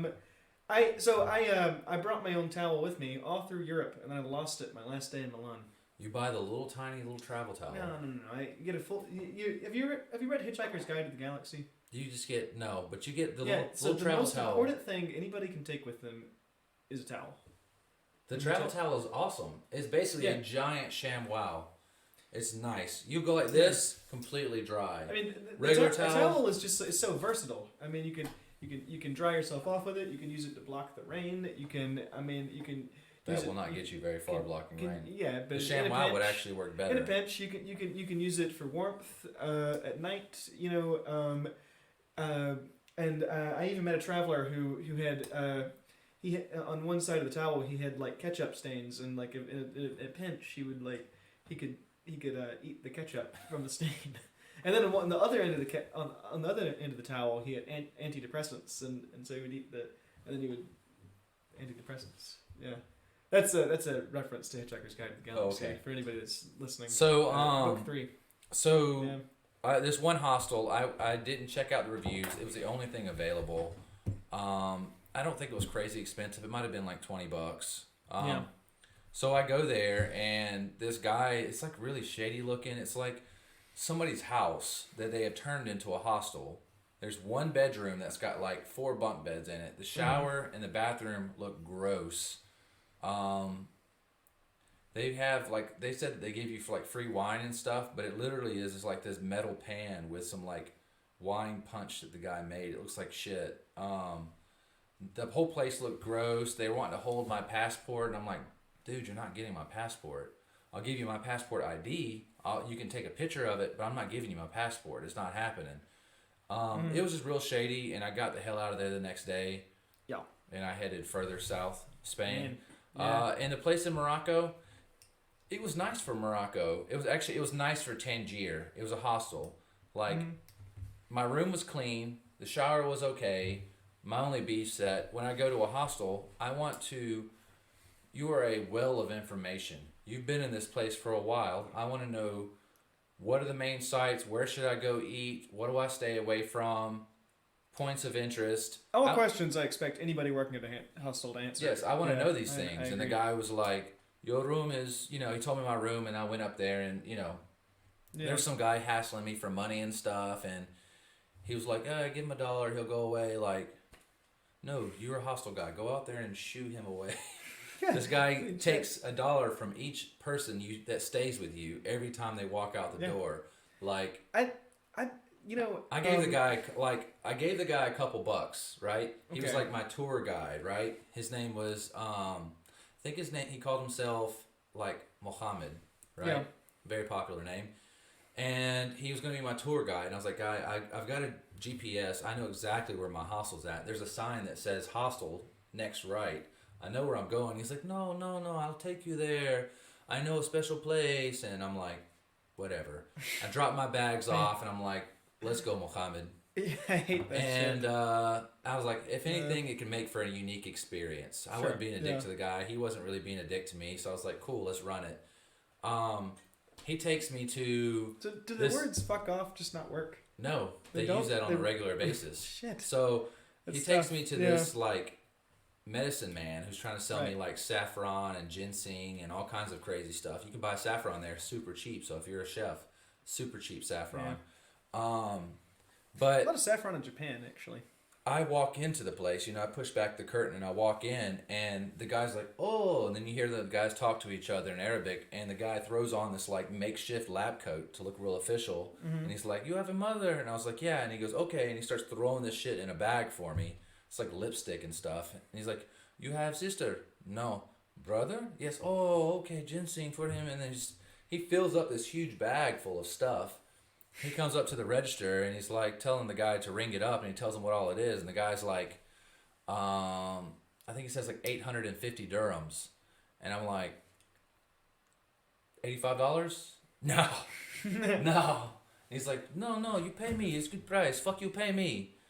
Because that's apparently fuck you is not really as bad thing. So he's like, no, this is good price. Fuck you, Really? fuck you, pay me. Okay, it's That's good. really, they say that? Don't worry, be happy. Fuck you, pay me. It's good price. Today is birthday of Mohammed V. That's amazing. 15% discount. And guys, I'm not making this up. This is a quote. Like, it is right on. Like, accent and all. And I'm like, dude, literally, I'm not gonna buy anything. I'm honest with you. He said he was gonna show me around. I didn't expect him to be peddling me stuff. Yeah. So we leave. He takes me to a guy who's like, oh, friend, come sit down. And I sit down, and they start bringing me the mint tea, which is really nice. And I'm like, geez, I'm going to have to pay for this mint tea when I turn this guy down. Yeah. But no, he was super, super nice. Yeah. And he's like, oh, he starts calling the other guys in, and they start throwing out the rugs. And I'm like, geez. They're throwing out tons of rugs. I had a friend of mine that went to Morocco twice, and she told me that he was like, yeah, I mean, just go there knowing you're going to get scammed, and you're still going to get scammed, but it's just Even like still, factored into the price. Even still, the price is so cheap that, like, I bought a giant coat there. Yeah, right? I've seen that coat. Yeah. Cost me $20, right? Yeah. Over there, they were like, we got them. Yeah. And then over here, I look up the price to sell it on, like, Etsy and a bunch of other shops. It's like $200 or $300. Yeah, I'm of like, course, yeah. what the crap? Yeah. Why didn't I think about this for a business and be smuggling back tons of these and reselling them? Honestly, I mean, you could probably go there and like, I don't know, and basically, yeah. Well, Dude, it would sound really bad. I don't think I have the moral. I don't think I. No, they're making that's tons of money for them. Tons of money for them, but when I think about all the money that I could be making, if I'm making that much more than these guys are, tons of money with that. I would feel like shit at some point. Paying 200 dirhams for something, being that 1,000 dirhams is to buy a hooker. 200 dirhams is a lot of, like, it's a pretty good bit of money. Yeah. I paid 20 dirhams for a meal. Right. So 200 dirhams for a coat. It sounds like it's a lot of money for them, but for us that's nothing. It's nothing. Yeah. $20. Sure. Yeah. And you can, like, even the jewelry, the crazy beautiful jewelry that all the what are they called? The guys that live out in the desert and they kind of just make them it's not starts with a T. Anyways, these guys make the jewelry. You buy it for next to nothing, and you can come back here and sell it for all kinds of money. And if not, keep it. It's beautiful stuff, all handmade, all beautiful. Yeah, you're wearing one of the bracelets you got there now. Yeah, I just bought this like really cheap brass. The guy was like, I think he tried to sell it to me for like $60. I'm like, dude, this is a brass bracelet. I saw something like this in a shop in Japan. It was like I went to this really cool little like vintage area of Tokyo. If I ever want to buy a leather jacket, I'm seriously going to fly to Tokyo to do it. Because it was like a second-hand shop, and you have all these cool vintage things. You're small, like, you can do that. I'm a big guy. It's not happening. Well, yeah. For me, I wear about the same size clothes as most Japanese. Maybe actually, even in Japan. You're a big guy. Even in Japan, I'm like here. I'm kind of like. I mean, I'm not that intimidating. In Japan, I'm like the toughest guy on the street. You are. Yeah. He's Yakuza. Yakuza. So it's kind of. He's Yakuza. Yeah, no, but getting back to the Morocco. Yes, well, go ahead. This guy's throwing out all these rugs, and I'm like, I'm honest with you, like, I'm not wanting to spend that much money. And he's like, no, it's fine. How much do you want to spend? And he's like, also, I was like, I didn't bring a lot of cash on me. He's got perfect answer for everything. Yeah, these guys are super smart. They speak 4, 5, 6 languages apiece. And he's like, no, we take all American Express, Visa, MasterCard, we take it. And I was like, oh, I don't want to carry around this rug. We'll ship it to you in America. We'll ship it for you, free of charge. Like, oh, I wouldn't do that, yeah. Like, he's coming up with all these, and I'm like, look, man, I'll be real with you. I really don't need a rug. I was like, I do want some really nice jewelry, some guy jewelry. And he's like, I got the perfect thing for you. Of course, and he runs me. Just dudes being dudes. You're right. A.H. Ruth. Yeah. Yeah, he brings me to all this jewelry, and a lot of the Berber jewelry is super gaudy. You'll have a castle that sits this high off your finger. Crazy, beautiful, elaborate jewelry. And I was like, I want something super simple. I don't need anything on it. Just something super simple. And he's like, I've got you. So we sat there and just drank mint tea, and I bought something. It was a great experience. But Morocco, if you traveled in Europe, you won't feel a huge culture shock. Travel to someplace like Morocco or Africa or Southeast Asia or India, and then you'll be like, what have I gotten myself into? It's a bit, so you'll have to like take a couple of days to kind of get acclimated. Yeah. I feel like biggest culture shock for me on this whole trip. It's tough. Oh, that's a good question. That's a good question, though. Yeah. Let's see. Where was that? Not in Europe.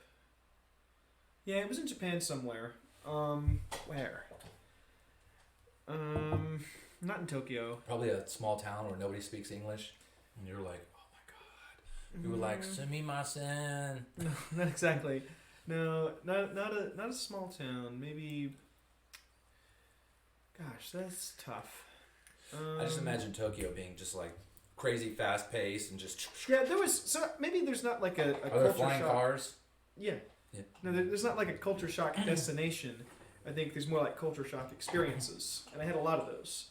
So in Tokyo, the trains, there's like you everybody hears how crowded they are, but you don't know until you get on one in rush hour. Do they push you And- in?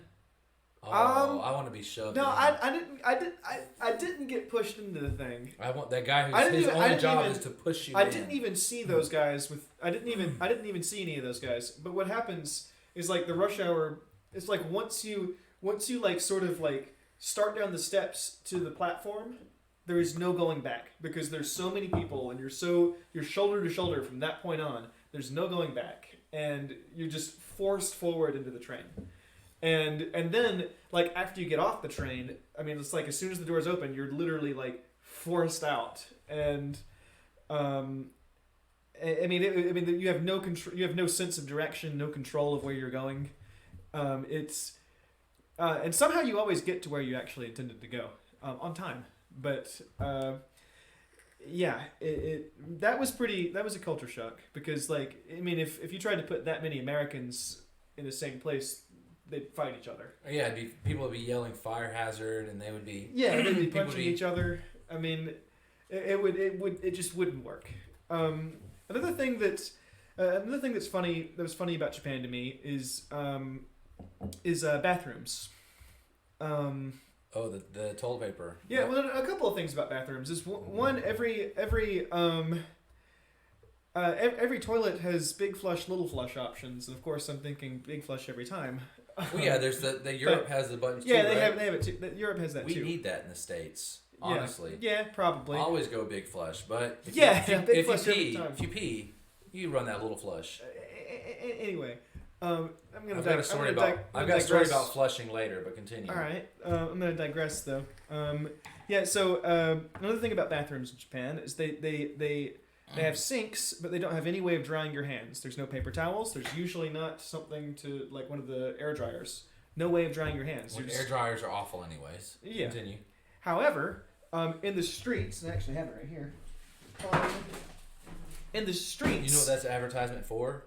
a karaoke place. Yeah. Okay. In the streets, they give you napkins. Like they just like people in the streets will just give away napkins. Let's get that close in. Yeah. Gotta get your hands into that. Go ahead.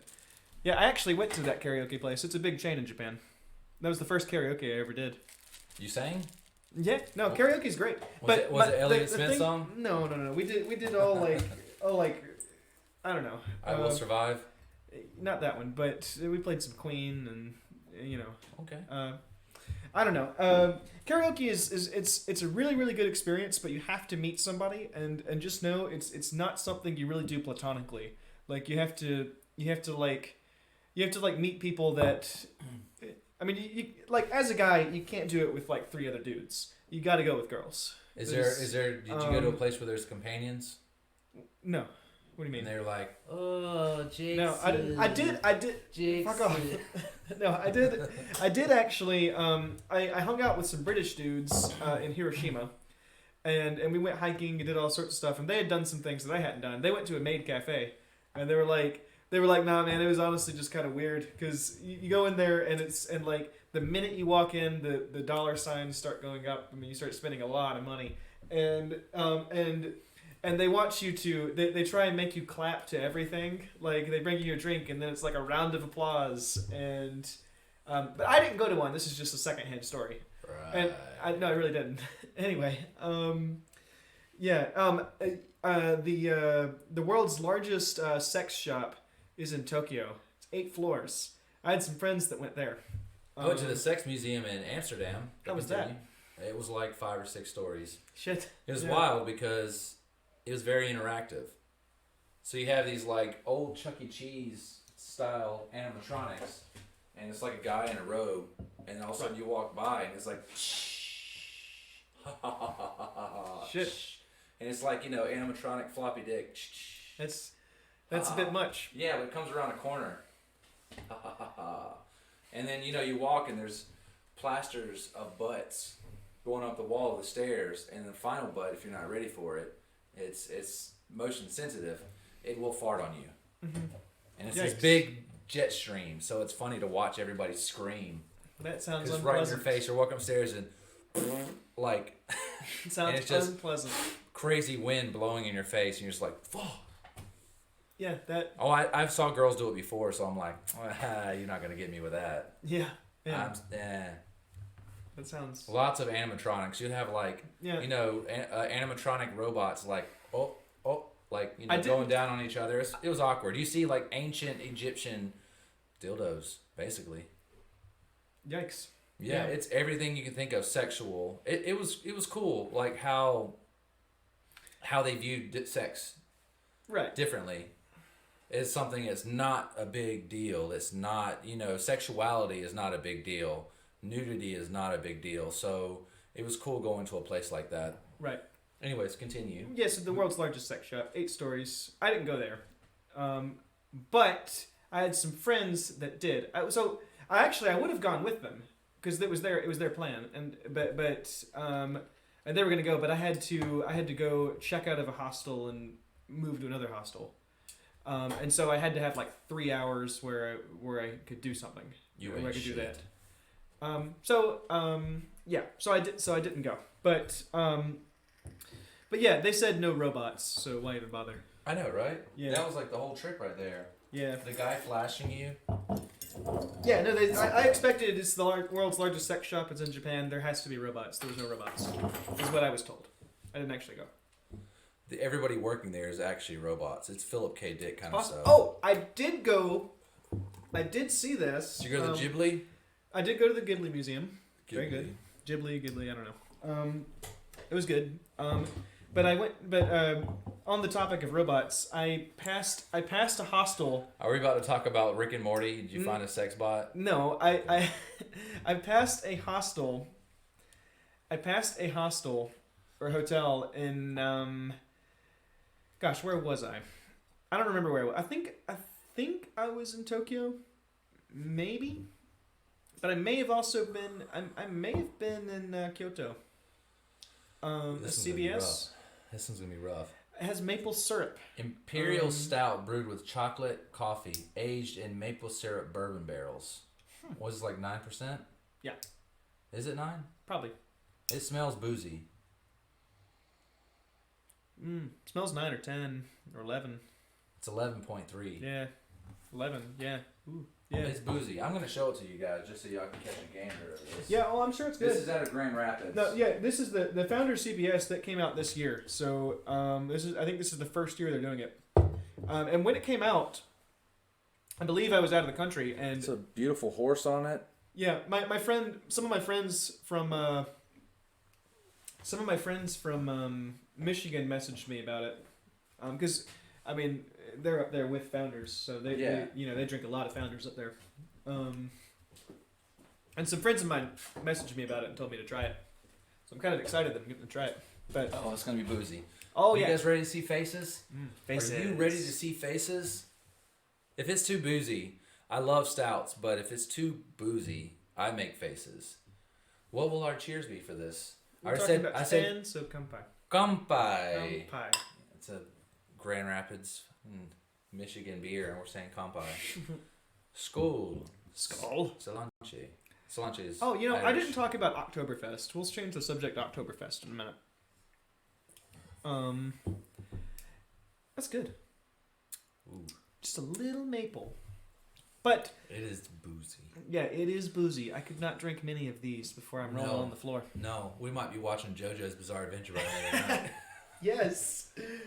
So maybe right before I left, a couple episodes before I left, we messed up. Yeah, we made a mistake. We were like we decided let's have a stout night. Let's have a bomber night. Let's have yeah. And so we bought like 5 bombers of stouts that were all like 11 or 12%, and we were just like whatever. And we didn't think about it. We just it was like we didn't think about the ABV. We didn't think about the size of the bottles. And because at the end of the night we were just like yeah, it was the drunkest we've ever been on one of these shows. We usually don't really even get buzzed. Yeah, normally we don't even get buzzed. Normally I don't have to think about it, but I don't know why somebody didn't stop us that night. I don't. They're just like, ooh, bombers! You guys are brave. Actually, at the risk of Halim watching, that is the night before Halim was mad at me, and he was mad at me for drinking that night.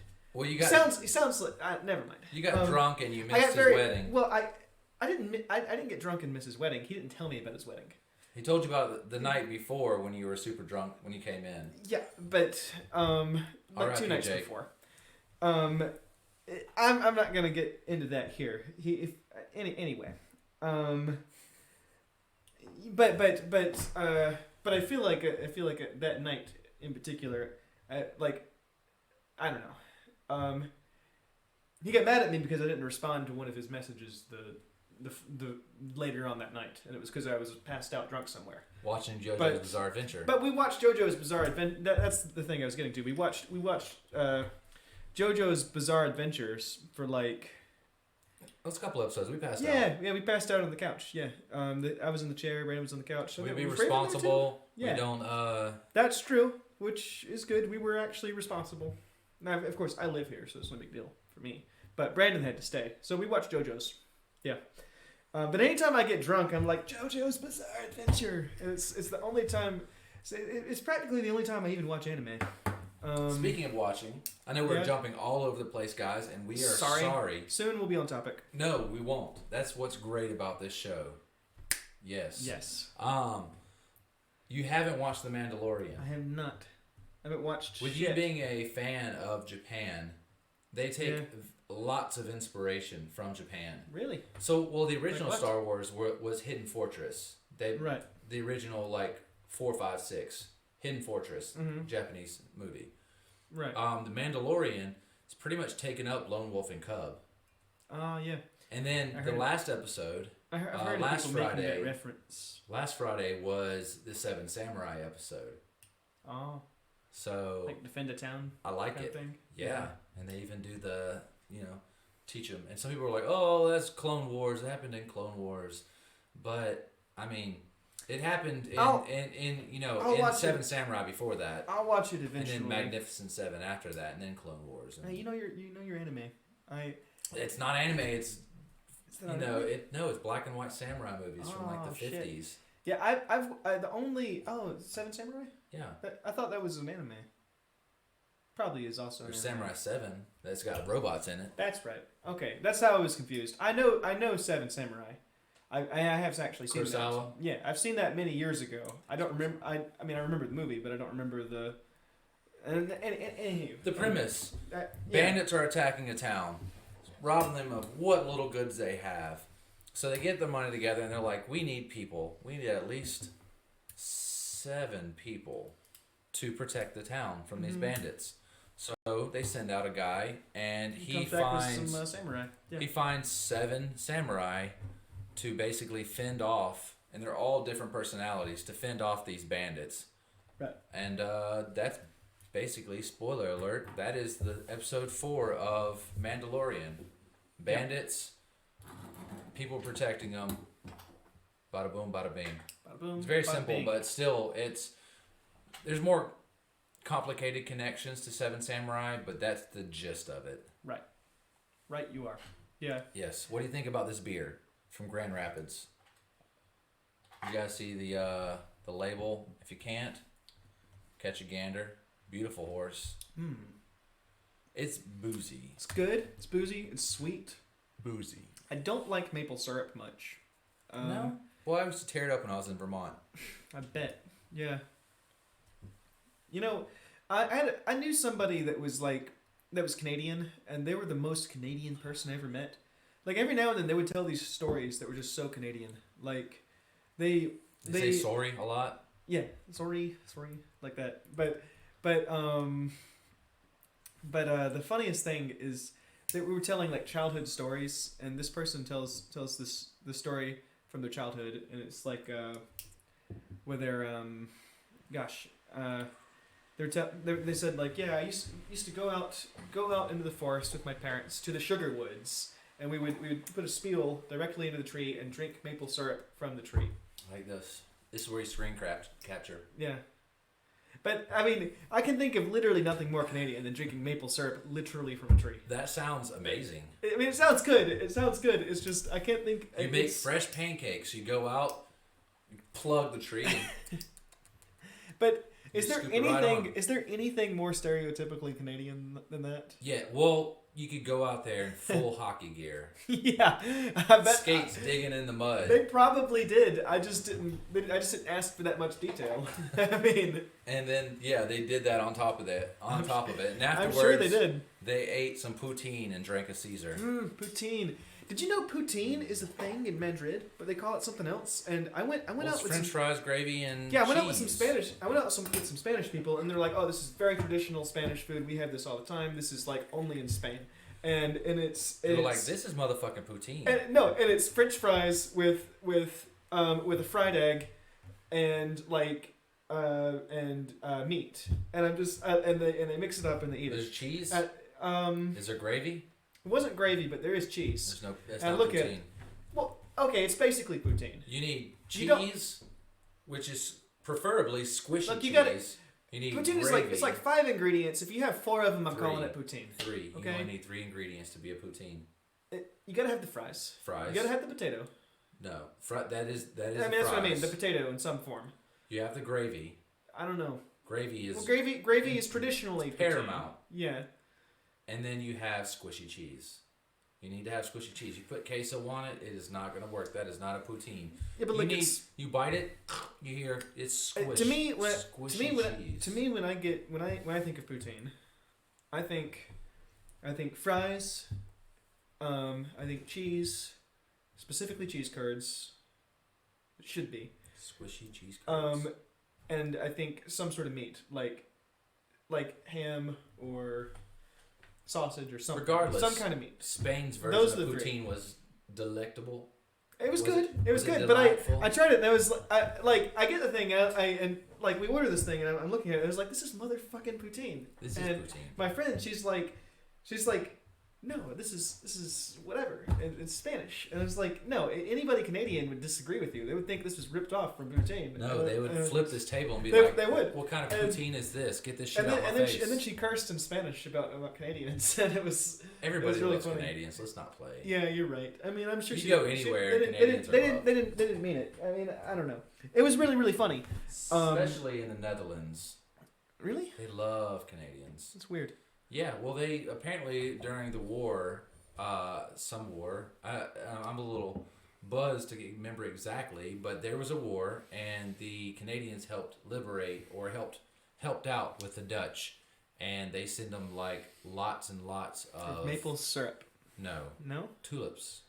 Oh, really? Tulips. They send lots and lots of tulips. The Canadians. Oh. They love Canadians. If you're a Canadian. I thought it was the Canadians sending things to the Dutch. That makes sense. The Dutch would send tulips. The Canadians would send maple syrup. Yes, they would send a jar of maple syrup. Yeah, and I don't know. Right, Canada. I did love Canada. I wanted to go. I want to go to Yellowknife. I'm sad I didn't get a chance to go to what's that place called that they have huge cowboy festivals, and it's what's it called? Mongolia. Yes. No. No? What is it called? Sorry, I'm goofing on it. They have a huge. So it's right. East of Vancouver. Of Vancouver. Yeah, and they have huge. Isn't everything in Canada east of Vancouver? Except for Vancouver Island. Yeah, I was gonna say. So it is east, and I think it's not the next town, but it's pretty close to I the know what you're next talking town. about. Actually, no. Is it? It's like right over there. I just can't remember the name of the territory. Calgary. Is it Calgary? It's Calgary. It's Calgary. They have I a think- huge yeah. like Yeah, you're cowboy right. western festival there. Everybody wears the huge hats. They do bull riding. They do like cow wrangling and all that kind of stuff. It's huge. I want to go there and just be the best cowboy I can be. Have you been to Texas? I've drove through Texas. I Yeah, drive through it recently? to get to Yeah. In the last couple of years? 4 years. Okay, yeah. So, my impression was that... So I went through... I was on a bus from Barcelona To Texas. from Barcelona to Madrid. And went through this desert. And it looks identical to Texas. Like, identical. Texas was pretty boring driving across. It is. Honestly. It is pretty boring. But That is a very boring drive. You're just like, oh, let's just get out of Texas. Yeah. Honestly, from Albany The part of to northern Texas, at like, the end of Texas, north of Dallas, near Oklahoma, that part of Texas is a little bit more hilly and desert. I mean, it's still Hillacious. deserty, and that part of Spain it looked identical to me, and it looked identical to the desert between Barcelona and to the desert between Barcelona and Madrid. And were you in? the funny thing about it is even though it's even in Texas, everything's written in Spanish. So even the road signs can't tell you where you are. Like if you took a photo of both places and it's got a road sign in it and it's got like a giant bull thing, which you do see in Spain. Especially in southern Spain. Yeah, but I saw it a not lot even in northern Spain, and I mean that you really might see the same scenery in Texas. I mean it looks just like Texas to me. Spanish people would be fighting you right now.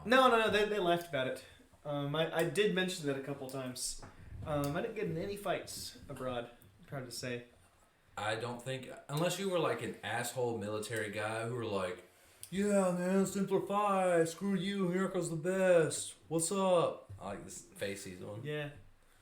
Unless you're like a gung-ho kind of like asshole American tourist, I don't care about your culture, America's the best, give me burgers and fries. You should be good in all of Europe. As long as you're accommodating to other... Most people are interested in people from other places. If you're accommodating to others' culture and you're willing to understand, you should be good to go. Just say you're Canadian. You'll be good. Just say you're Canadian. It's less offensive to be Canadian than to be American, so... That is 100% true. You say you're Canadian, they love you. Put a patch on the back of your book bag... Yeah, Canadian. you say you're Canadian American, flag. it's like 50%. But You say you're American, they're like, Well, there's a lot of like military bases, and there's a lot of like traveling military guys who were kind of like dicks. Like honestly, I wouldn't necessarily believe it until I did some traveling and I saw the Americans, and I was just like, yeah. Like these are mostly military guys. And I'm not talking shit about the military, but these are guys who go in there with their high and tights and they're people that are there for work and don't care about... They're being cowboys, and they're kind of being dicks, and right. Yeah, I know what you mean. A lot of the locals are just like, please just get out of here and just get whatever you want and just go, please. Right. They usually caused most of the fights during like when I was in Halloween, like our parties and stuff.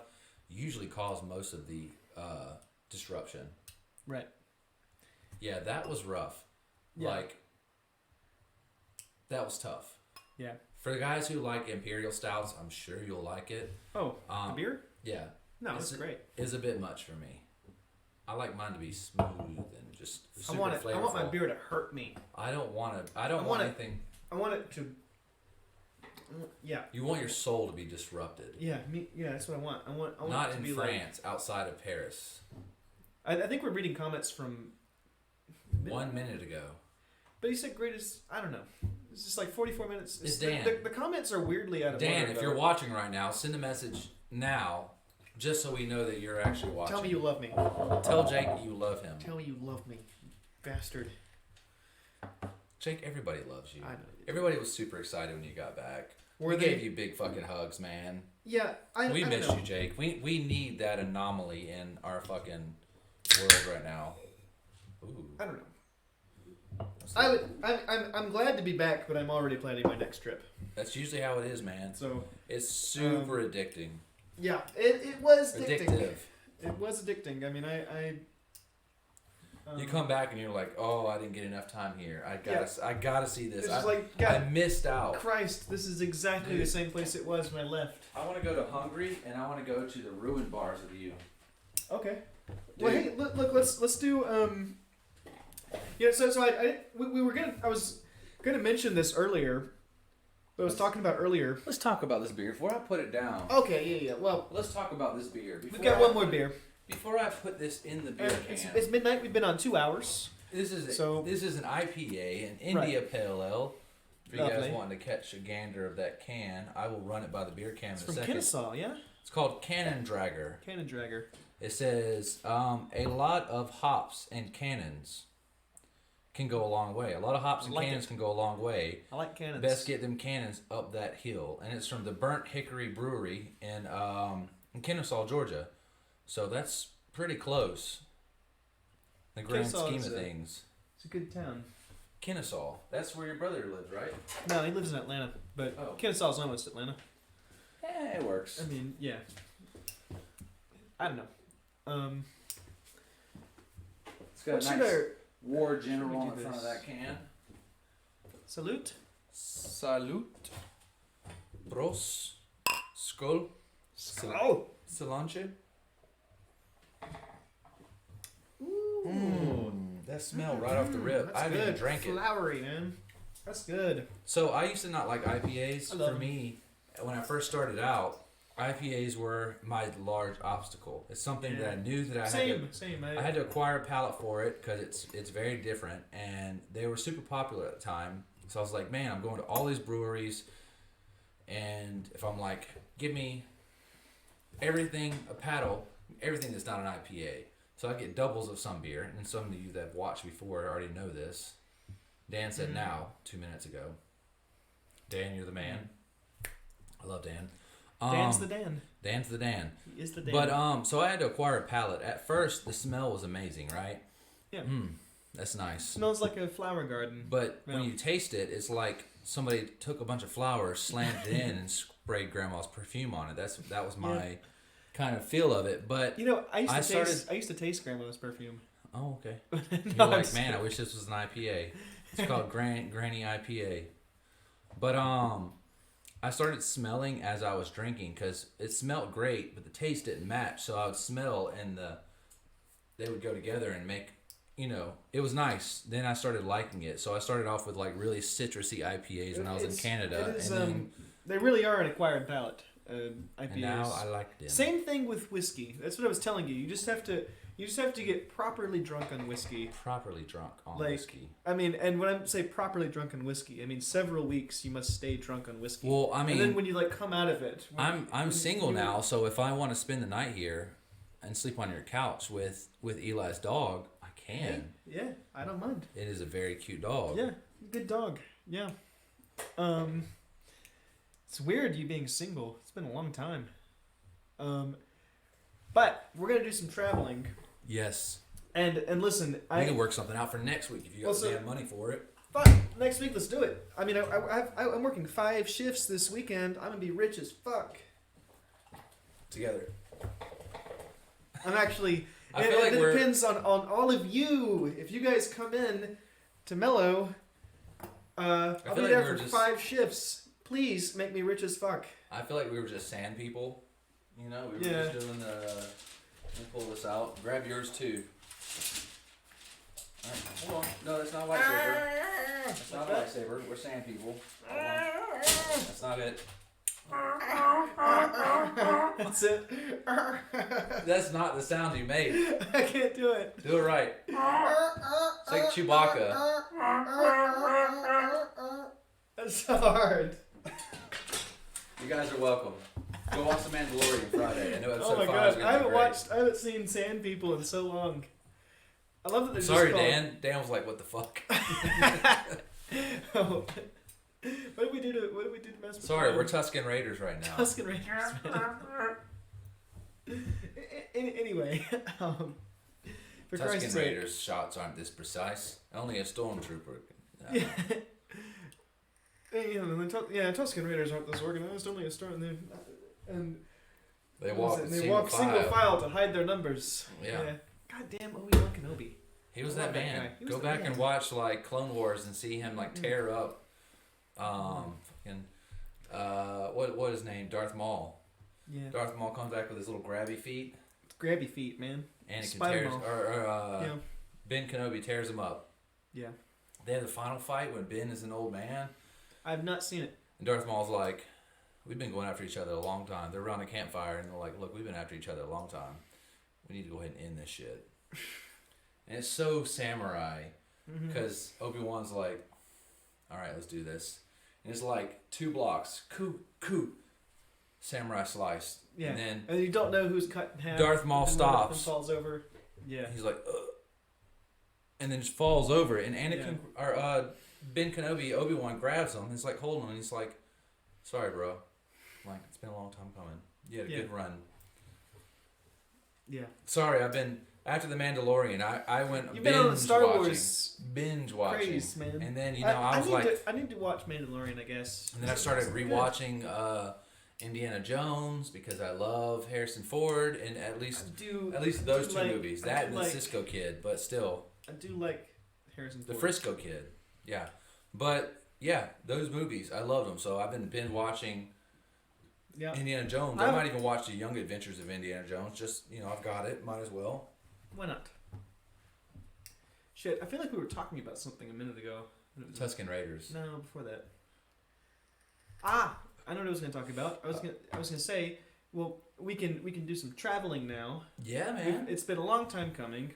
We haven't traveled together since we went hiking before. Yeah, since before I even went to guitar school. So listen, I'm almost. So a friend of mine, when I was in Spain, my good buddy Iker, who I went to guitar school with. I'm sorry, he's going to be Beaker from now on. No, I usually call him Mike. No, it's spelled I-K-E-R. I usually call him Mike. No, he's Beaker from now on. All right, whatever. When I go there, I'm going to call him Beaker. Once I get comfortable with him. That's fine. He's known as Beaker. He's an awesome guy. The Beaker. Awesome guy. Anyway, we went to guitar school together like a year and a half ago. And, well, he lives in Spain. And he's taking a flamenco guitar building class in Spain. And as it turns out, we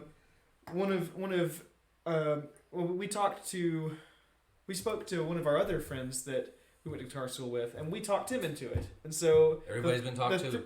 The 3 of us are going to go build a guitar in Spain in June. And so I'll be there for at least 2 weeks. But probably, I mean, since I have to pay to get out there and everything, probably more like the whole summer. I might be there for 1 month.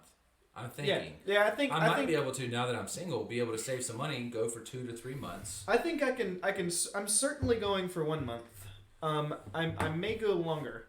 We'll work it out though. We'll talk about. I'm going to Moldova. Moldova. Yeah, my cousin married a woman from Moldova, and I was like, hey, if I ever plan a trip out there, you guys got me? And she's like, her name is so great that she named herself twice. Her name is Anastasia. I like it. Yeah, she's beautiful. I'm gonna go out there and hang out with their family. They're gonna show me all the Moldovan ways. Well, there's a couple ways we could do this when we plan it out more. You're coming to Moldova with me, man. Well, yeah, I could go with you. It's happening. I sort of doubt you're going to want to stay in the same place in Spain for 2 whole weeks. Well, what I can do is because I'm going to be building a guitar for 2 whole weeks. I can take a train to. So you could go back to Toledo. I can take a train to Sevilla. I can go to Granada. So you could start somewhere else in Europe and then like meet me near the end of my class, and then or we could go out there sooner rather than later. And then the last thing that I do is go to the class, and the advantage of that is I wouldn't be traveling around with a whole ass guitar. That would be wise. So I'm thinking maybe the last thing I do in Spain is build the guitar. And we'll have that all on Twitch if we can. Yeah, maybe, hopefully. Raiden Stiegel, thanks for the like, man. Yeah. Super smart guy. Yes. He is a savant. What's his name? His name is Raiden Stiegel. He is named after his dad, Raiden Stiegel. Raiden, almost like the sounding name. I don't know. Raiden from Mortal Kombat. Stiegel, his dad was a professor. Let's his dad challenge was in him. Let's big. challenge him to a duel. No, No. Raiden's just that cool. All right. You would say, you know what? We don't even need to do this, man. You're that cool.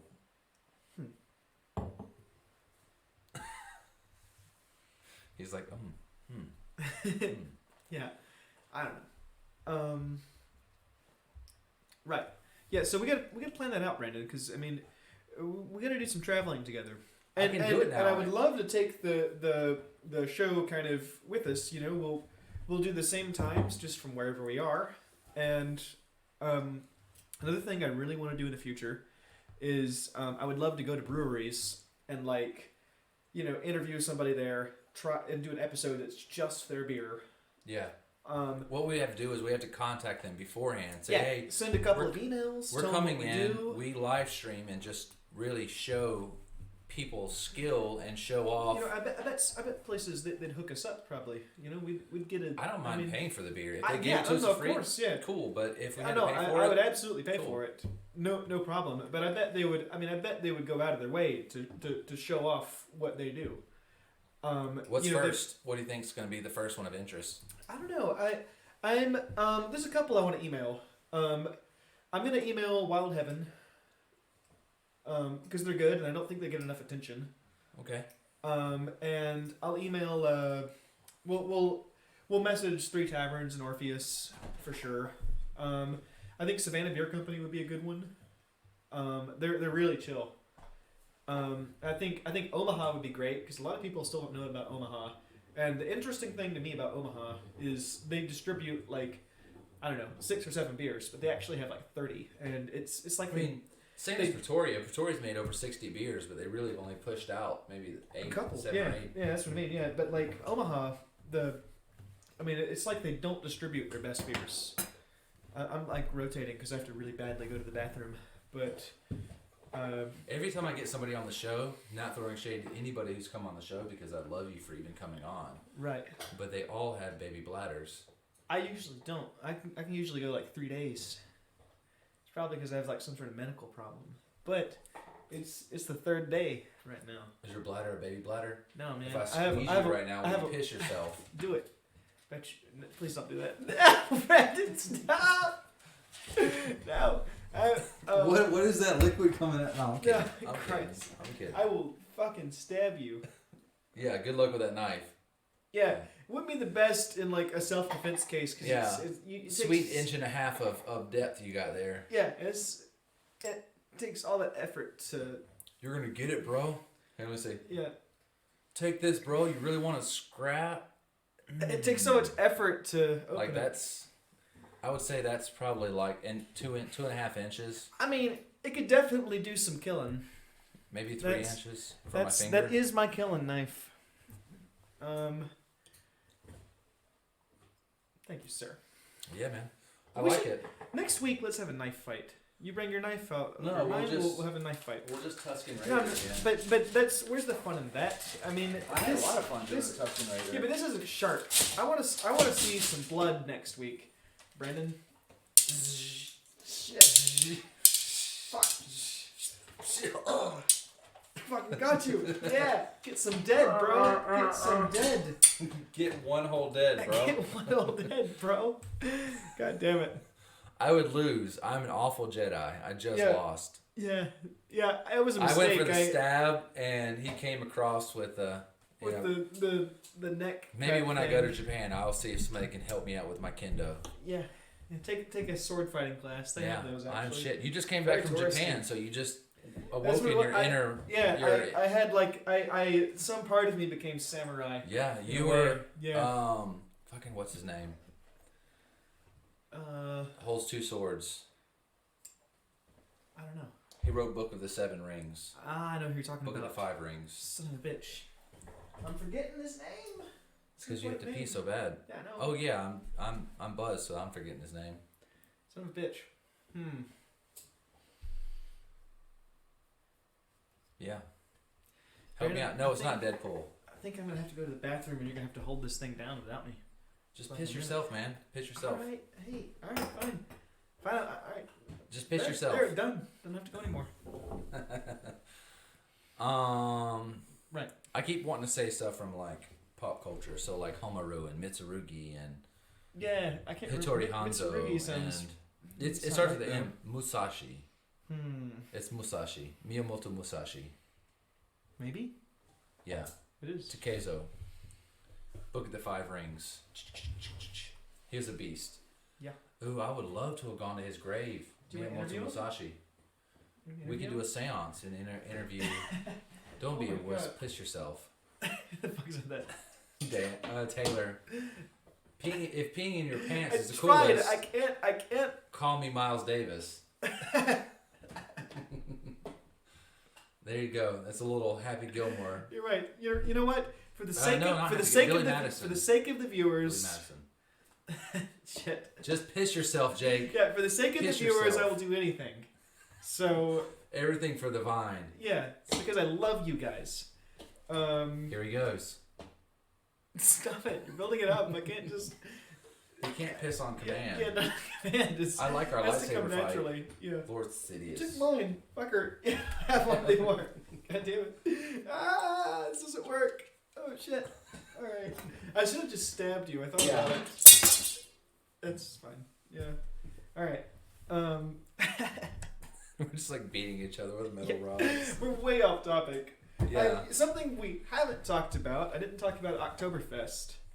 Yeah, go on with that, Man, it man. was good. You were drinking beer out of every so- beer came like this. Yeah, all that size. All a liter is the only size they sell there, really. That actually says you can't read it really, but it says 1L, 1 liter. Yeah, and at Oktoberfest, so my impression of it, I think Munich is a really great place to be at that time of year, but I wouldn't actually drink at Oktoberfest. I did for one day just because I was there. You can check it off your box. Yeah, and I did it to check it off the box. So for one day, I did go to one of the Oktoberfest tents, and I did have a great time. But you will drink for twice the price at the actual Oktoberfest. So a if liter you're in like town. this. Yeah, 11 euros Yikes. at Oktoberfest. That's but, what I was paying for beer in Norway. But five euros for a liter, and that's actually kind of expensive.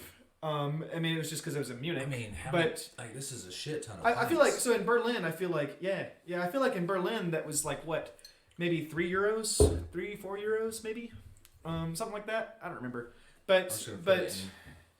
yeah, Look how and massive that is I compared know to Jake. it's the size of my head. Look at that, Jesus Christ! But like, I mean, that's what you drink. at Oktoberfest, the one day I was there, I had 4 of those in like 3 hours. Was it And decent beer? It was really good. It was really, really good. And it was 7% alcohol. I mean, it was strong. No, we're not strong, but it was, I mean, to drink a liter of it, it was strong.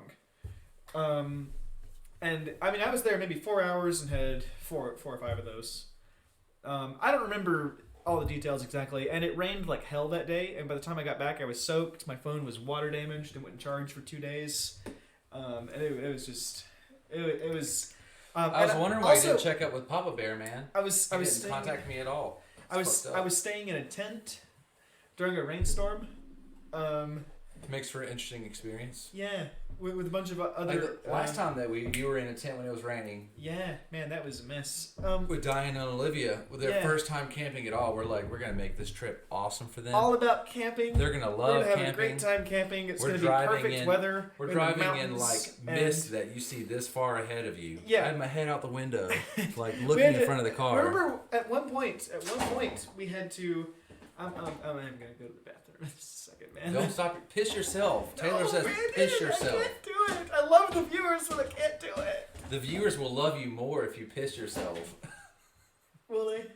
No, they won't. Because Yeah. we're gonna see a line go straight down your pants, and people are gonna be like, "Remember that time Jake pissed himself on live I'm stream?" back. All right, I'm telling this story while you're gone. Okay, tell it. So, it's Olivia and Diane's first time camping. Never camped before. They've always wanted to. So, we go up. I don't know if we're in Tennessee or North Georgia, North Carolina. I'm not exactly sure where we're at. And the mist is so thick that I have to drive with my head out the window, and I'm driving like 4 miles an hour because like North Georgia or wherever we were at, it's just one side's trees, the other side's just cliff. So I'm driving super careful, and it starts sprinkling, and nobody knows how to put up tents at all. So I'm out there just putting everybody's tents together, and I start the fire, and Jake is getting pissed because it's sprinkling and the fire is going out. He's getting super pissed, which is like 2 times I've ever seen Jake pissed. The fire's not starting, so I get this like industrial grade, like I feel like a new person. like I can set this, fill this with water, put this chemical on top, and it will stay lit for a while. So I cheat, I throw that on the fire, and this fire stays lit for hours. Like hours, yeah, it was hours, good. and it started a heavy pour after a while, and there was so much condensation that the tent started getting wet. And it would like come through the floor because of the condensation. So Eventually, I did go to the car. Jake, Olivia, and Diane all went to the car. And No, they stayed. No, they didn't. They eventually went to the car. Yeah, I don't remember waking up with. I came up in the morning and it's still sprinkling, and all of you guys are in the car or in your SUV. I think they came there like much later in the night. And but like once I started getting soaking wet trying to sleep, I was just like, fuck this shit. Yeah, you were over there just like shivering. Yeah, I was gonna get sick. I knew I was gonna get sick. And they did, and Diane did get sick. Yeah. I think she was sick beforehand, and this just kind of helped. But the weather, we really planned very poorly. Sorry, ladies, but we are wing it kind of guys. Kind of, yeah. It works for us most of the time. I mean, we'll see. It's like, and it makes for interesting experience when it doesn't work out. A Yeah. memorable experience. I mean, there's almost nothing that can go wrong that will ruin my experience going somewhere. So these guys are all so- sleeping in the car, Yeah. and then I eventually wake up in the morning, and the whole tent's soaked or whatever. I'm just sleeping through it. Whatever. I've slept in worse, and I get up. It's still raining. I pack up all the tents. I think everybody's still asleep in the car. I pack everything up, and then when do we actually get Italian food? Because you get hangry. It's Fuck yeah. 2 times I've seen Jake.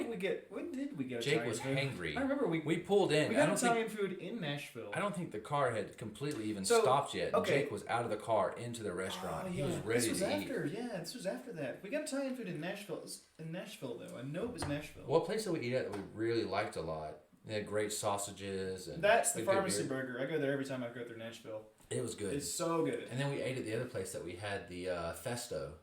Festo. Ah, yeah, in Chattanooga. Yeah. I remember that. It was like a feta. It was like a Pesto flatbread. feta. It was a flatbread with pesto, feta, and olive tapenade. Yeah, it was it was good. delightful. We ordered like 3 of those. Yeah, we did. Man, we were like super hungry, so we just destroyed it. Yeah. So Chattanooga, We went there for Mammoth Caves, right? Yes. Oh, that's right. So okay, I remember now. Okay, so we drove up there. The first place we ate was the pharmacy. Then we went to the whatever it was, the God damn it, what's it called? In Greece, the thing. Oh, the Pantheon. The Pantheon. Then we went to the Pantheon. There's a replica of the Pantheon. Yeah, in like Nashville. they did a really good job of like It's what the reconstructing the Pantheon. Pantheon. It's a replica of the Pantheon to scale of what it was supposed to look like in ancient Greece. It's beautiful. I mean, it's really well done. I wish we had some. I mean, I have photos, but I wish I could put them in the stream right now. Yeah, so you guys can see them. seriously, an underrated thing about Nashville. I mean, you would not expect that there, but incredibly worth going to.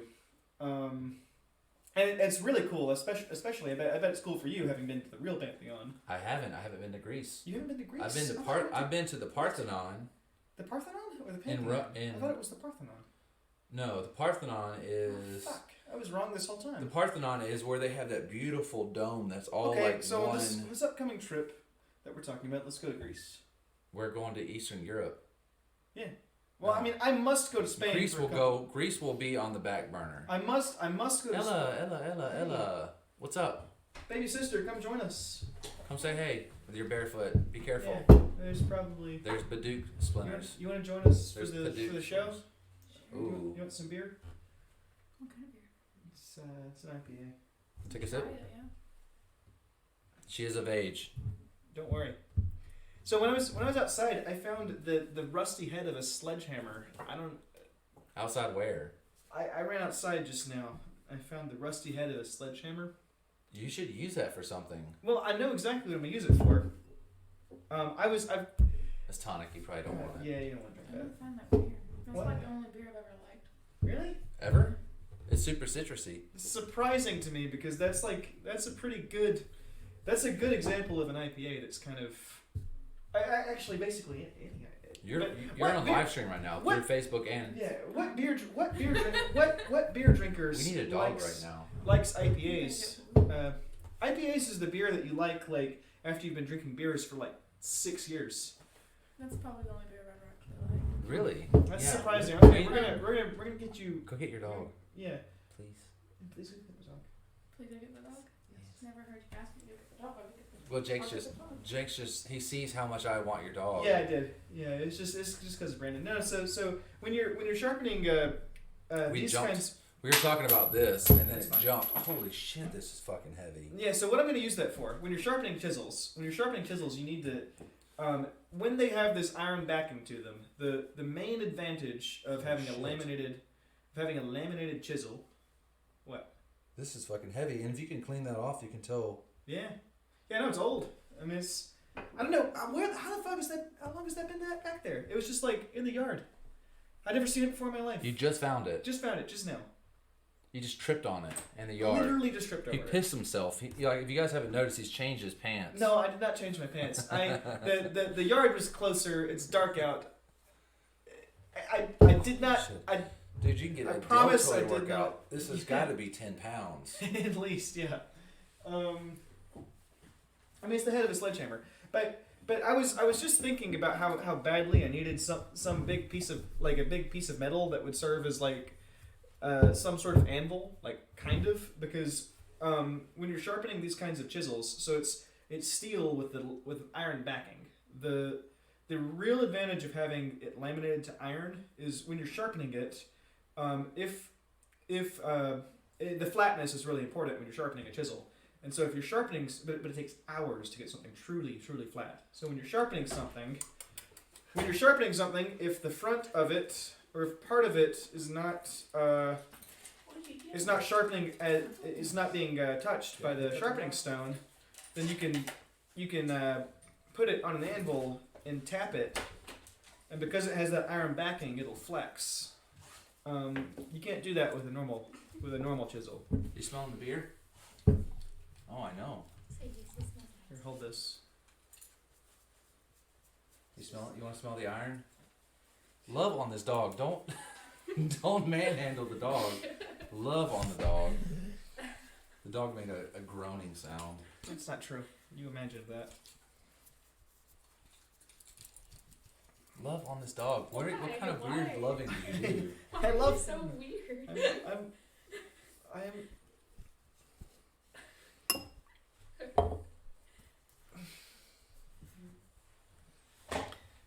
What a silly creature. What a Go silly love with this creature. computer. Look, oh here.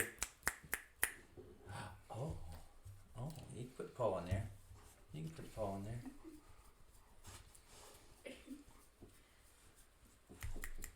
Are you happy?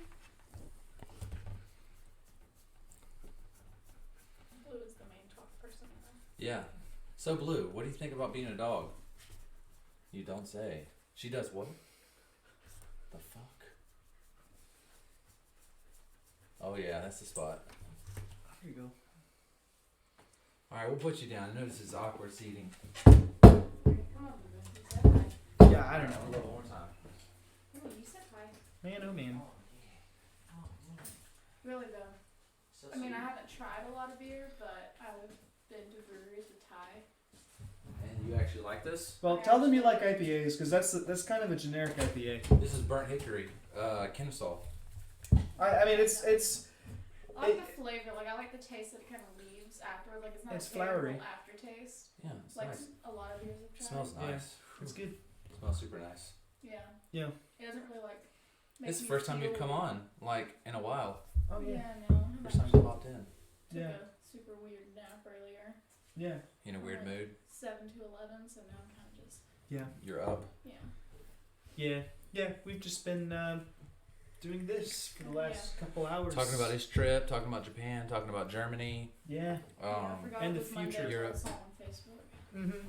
She's been awesome about, like, I'll send her a message and be like, hey, I'm coming over. And she's like, it's unlocked. Oh, nice. That's good. Yeah. Yeah. Thank you for that. Your Yeah, dad's popped in 'cause- twice. Oh, on the show. No, definitely not in the show. No. We should interview my dad. I think your dad would be insanely annoyed. I don't think it would work very well. No, your I really dad don't would be think it would really work very annoyed. well. I think he's he'd be annoyed Yeah, with kinda- they'll interview like people with cool jobs, and Dad's just like, yeah. I I think he would just be really annoyed with the whole experience. No shit. I think Well, Jake he- annoys the shit out of He him. has very, very, very poor taste in alcohol. Whiskey? He's like He likes 50 good years whiskey. old. He still likes Fireball. He Fireball. drinks goddamn Fireball. That's Mama Sharon's special. Mama Sharon's special. They get along great. Sorry if you're watching, Mama Sharon. We we love you. Miss you on Tuesdays. By the way, this is the Japanese heart. So they do this also like we do, but they also do the tiny heart. I learned this from some Japanese Oh girls. yeah, because it makes like a little. heart. Yeah. I'm fucking it up. Isn't that Jeez. cute? Look at I'm that. fucking it up. What am I doing Yeah, wrong? I don't know. But see, they totally do this. They would do this on like the metro, like, Yeah. and it was funny. I should bring Um, Ty on the show. He's an odd Yeah, character. let's interview Ty. Kawaii. Ty is one of the most mysterious people to me. I know very little about him. He's your own brother. Kind of, yeah. I don't know. About, Kind of. Sometimes. yeah. I I mean, feel like Eli would just grow it up. Oh, yeah. You have a puppies want frat to go. boy, but I know he's very. We could interview Eli about the qualities of being a frat boy. That'd be funny. A frat boy that's not even in college. Yeah. He's not. I feel like most real frat boys are not in college Yeah. though. They're It's just like it's a personality trait. they're just like remembering that time they were in college. He lost weight and then gained frat boy. Yeah. Yeah. He stopped It was- being a nerd and he went full on. He went just straight into it. He nosedived into frat boy. That's what he did. You know, if he doesn't, who's gonna do it? You know. Someone's got to take Hey, it. you know, Someone's gotta take let's change the subject. Let's talk about things that everybody can relate to, or that. Yeah, I mean, we're sorry for getting completely off topic there. That was a cute puppy. You guys. Yeah, cannot lie. it was a good puppy. There's one of three puppies in this house right now. I do like puppies. He doesn't. You saw how you loved on those puppies. Yeah, aggressively. I loved it. Yeah. You little fucker. You little fucker. No, I like doing that. I like doing weird things to dogs, like Yeah. petting them like this, and they're just like, well, "What are you doing?" And it's just like, "I'm petting you, dog." And Enjoy my love. Yeah. Take my love. Embrace my love. You they little fucker. they usually like accept it, but are confused, and I like confusing them. I don't know why. That dog was shook. Yeah, a little. That's Anyway. why the dog wanted to leave. So, we were talking about Oktoberfest, I think, before this. Large beer. My advice. Prost. My advice is go to Germany during Oktoberfest. One day. Probably pass through Munich just to see what it's about. Go to the actual thing just briefly, but it's not worth spending the whole damn week there like some people do. My advice is drop in for like a day just to check it off the box, and it is a lot of fun. It's just like it would be incredible if you just had an insane amount of money, like if you just didn't care. But yeah. If you don't care, Yeah. so to take away from all of that, if you don't care and you have lots of money to spend, you don't mind paying $11 a liter. You're big ballin', okay? Run it. Oktoberfest is going to be fun. Hey, Military it guys, is- you will have a good time. It is really good beer, and I like the way that they do it there in the big tents. They the funny thing to me is every now and then you'll see somebody stand up on the stool like this with their beer, and then the whole place starts cheering. I do the same And thing. they have to chug the entire liter. I do the same And thing on it- Monster it- Hunter. it I just really- kind of Yeah, down. it's exactly like that, and it's not easy to do. I mean, to chug an entire liter of Oktoberfest beer. I mean, it's not a lager. I mean, it's got a little heft to it, 7% or so alcohol. I mean, you gotta be a seasoned drinker to do it. And yeah, they'll try and chug the whole thing. If you leave even just a little bit of beer visible in in that thing, then the whole damn place, the whole 2,000 people in there boo you, all of them. You are a shit human. Yeah, it's You are hilarious. It's hilarious. Did it happen to you? No, I didn't do that. What the fuck, man? Well, so I was having a great time. So the way it works, it's all communal seating. You just find the first free seat you can and hope they speak English. So I sat down and I was sitting with some Danish guys who were very, very Viking. He's like this big guy with like a huge, like thick beard, and he speaks with like this thick Viking accent. Say skål. Yeah, every time he was like skål, and it was like. As well, he should. Yeah. What kind of Viking is he if he doesn't say skål? Yeah. That's the coolest word for cheers. It just sounds intimidating. So I was told, and they joked when they said it. And the guy, he was Danish he was writing on his arm how many of the Oktoberfest beers he had, and he had 11. 11. So when I was in Denmark, I stayed with a guy who he's from Albany, super cool guy, Scott, and his son Don, and they told me in a joke, I guess it's like a running joke to tourists or whatever, I don't know, maybe it's a local joke, but they were like, yeah, skål. They say skål because in the days the Vikings would kill their adversaries and they would have a lager or beer or whatever, a mead inside of the skull, and they would say skål, and they would chug it down. Right. But that's not actually a thing. But, I like to think it is. So, skål.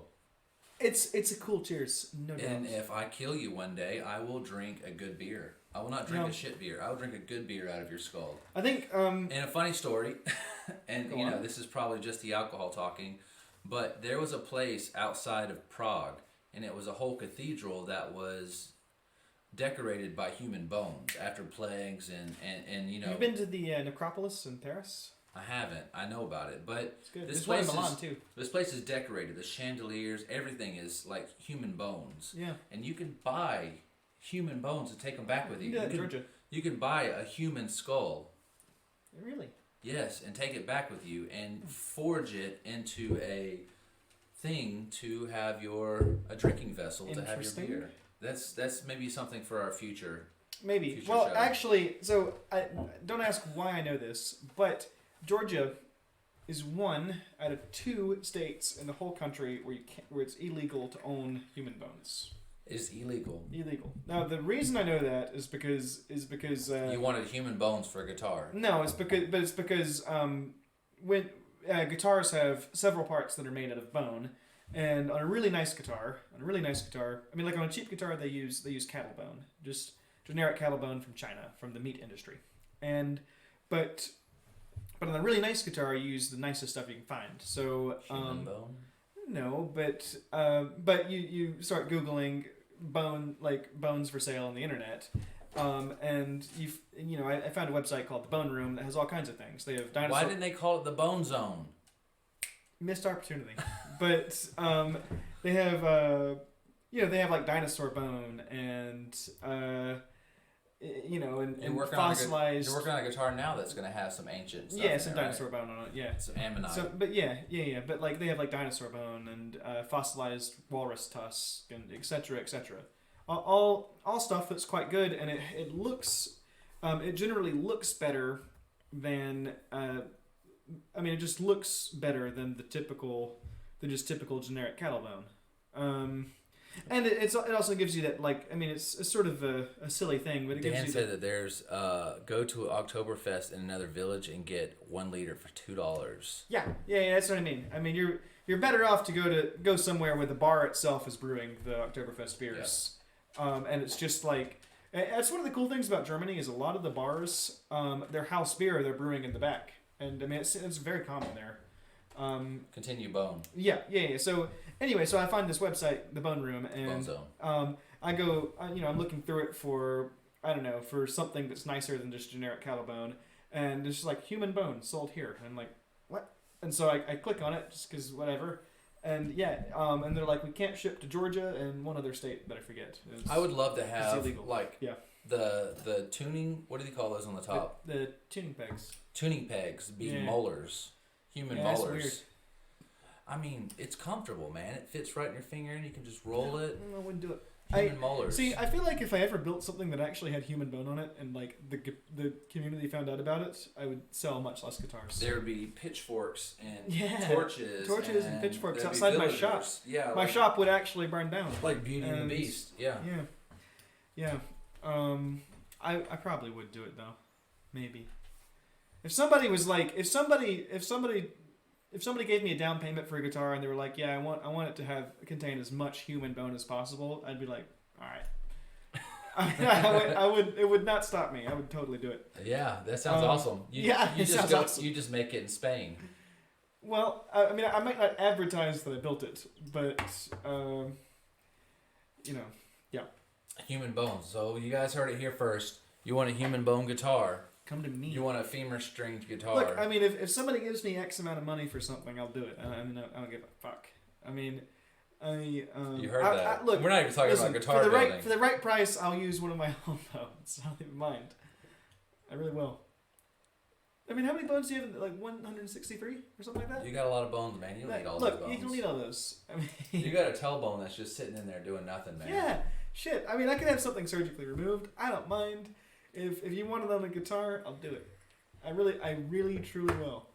I'm right now from this moment on. I'm awaiting the day that somebody asks for it, and I have to. Yeah, eat those there is a words. big baller out there who's a country oil tycoon who's exactly. like, I want a tailbone guitar with molars and. One day I'm gonna eat those words, but I want you to do the rosette with human sinew around the. He's just like some sort of creepy necromancer guy. Yes, it is a Necronomicon of guitars. You play it, and as you strum it, the souls of the You know what I was thinking about? There's some friends of mine that are guitar builders, but they're trying to make some extra cash on the side. So they started making guitar cases, and it made me think about making guitar cases as like a side gig. Out of wood? No, not out of the wood. You'd have to build a mold and do it out of resin. It's much more durable. I thought you were gonna Like make a carbon fiber badass resin. wooden. No, they're much cooler if you make them out of some sort of fiberglass. I've never seen a wooden guitar case. Well, actually, most guitar cases are wooden. They're just covered in vinyl. But Lame. but anyway, I thought about doing it. If I had started the guitar case company, I would name it Ossuary. Cases? Robert Wilson asked about those new chisels. Oh yeah, shit. Yeah, man. That's one of them. That's one of them. He gave away this one. is a Fujikawa. My friend of mine, Robert. Let's next time I see you, I'll tell you all about it. Yeah, it's a we cool can guy. talk. We can talk in more detail about those. This thing holds a killer edge, though. I mean, I got it, and it was really easy to sharpen. You can tell a lot about a chisel by. You gotta do it right, man. Can you guys hear that? That's both skin and I don't think it's shaved. hair. Right, there you Maybe go. the other way. Yeah, I mean it'll shave if you do it right. Have you sharpened this since you got home? I did, but then I carved a thing out of ebony with it. If I poked you, would you? I mean, would you like bleed? if you look really closely, it is chipped just a little from all the carving I did. You can see a burr run the end. A bird. Yeah, it's. I mean, I Yeah, kind of that's right. I kind of abused it just to test it out. There. But I have a good source for importing chisels now from Miki. He's which is like Mouse. the blacksmithing center of Japan, and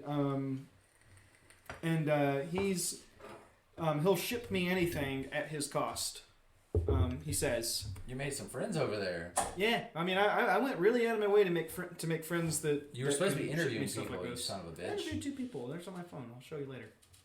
Stay Yeah, at me. come Go get it, ahead. man. Do it. Come get Do it. it. I don't even care. Come on. No. Oh, come on. He wants it. Give them what they want. They want blood. They want blood. Yeah. Yeah, it's okay. Yeah. Let's next week. grab that beer board. Beer board? Yeah. Set it back up, man. Okay. Oh yeah, we gotta put the beers back up here before we sign Yeah, off. man. We gotta Just to talk show about what we we- gotta talk about our favorites. Yeah, we gotta do that, and then I think it's a good time to sign off. I mean, we've been on 3 hours almost. 3 hours. It's been a good episode. Well, yeah. Long episode. It got a bit wild. It did. We talked about a lot of things. We did some and Tuscan Raider shit. I really feel like we barely even touched on all the stories. Like I mean, I have so many things that we didn't talk about. Bastard. If I still had mine, I could just stab you. Are you worried? I could just let it go at any second. Please don't do that. It would hurt. It would hurt. I wouldn't do that. Yeah. You're my fucking dude. I I know. wouldn't do that. So we've got this one. Right. And then that other. That's all. Yeah, man. This is tough. Isn't it, now that I think about it. Well, they're different beers, and that makes it difficult to. Yeah. And you know, like your dearly departed friend Halim, he rates No. every beer 1 out of 5. Very few beers actually get a 3. Most beers stay around a 2. Yeah. All I hear is the ambulance coming to take you into the hospital. Yes. Yeah. Jake does hurt himself often. No, I usually am fine. So let's swap to this wide camera. I've never had to ride in an ambulance. Okay, so if I had to arrange Just a hearse. this, This being the first, this being the last. Just so people will know it. Favorite? Least favorite. And we're not knocking anything. yeah, Like, honestly, if you're making a beer, you're doing it right. Yeah, we like you. that might be my list. I think you just left them how I put them. You really No, put this Japanese beer first? No, last. But this is first to last. Yeah, first, last. Sure. That's what I We'll think. run it that way. But you arranged some things. Tell me what you think. Really, I loved this IPA. You didn't like CBS. It is a bit much for me. I like CBS. I mean, it's strong, but it's So if we're doing Jake's way from first to last, much different. Yeah. this is the best brown ale. I think we both like Best Brown the most. And we're not knocking Pretoria because solid job on that. That is one of my favorite beers you guys make. Yeah. That is, but I mean, this one's called Best Brown Ale, and it is not, you know, fluffing itself up. This is a solid pretty ass brown good. ale. This is a close second. If I rate this a Oh, 4, oh, I rate was a this little at sweet. 3.9. I did also think this was sweet, but I'm very partial to stouts. So if I This isn't my. This is my Yeah. rating. This isn't Jake's rating. yeah, I mean I liked. I mean I also yeah, I don't know. That I liked it. And I feel like Hitachino didn't get a fair chance here because it exploded. You The done good, sir. last time I had this, it was one of the best beers that I'd had. I mean, I remember the last time I had this, it was my favorite on the show. And we actually did this beer on the show maybe 4 months ago. Yeah. A long time ago. It was one of our first shows.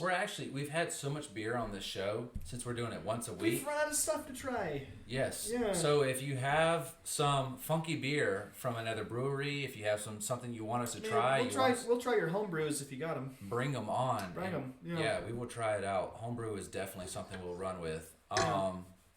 But we've run out of at our local We at the warehouse we don't have anything new to try anymore. we're running out of. No, we are gonna do a festive. Oh yeah. So yeah.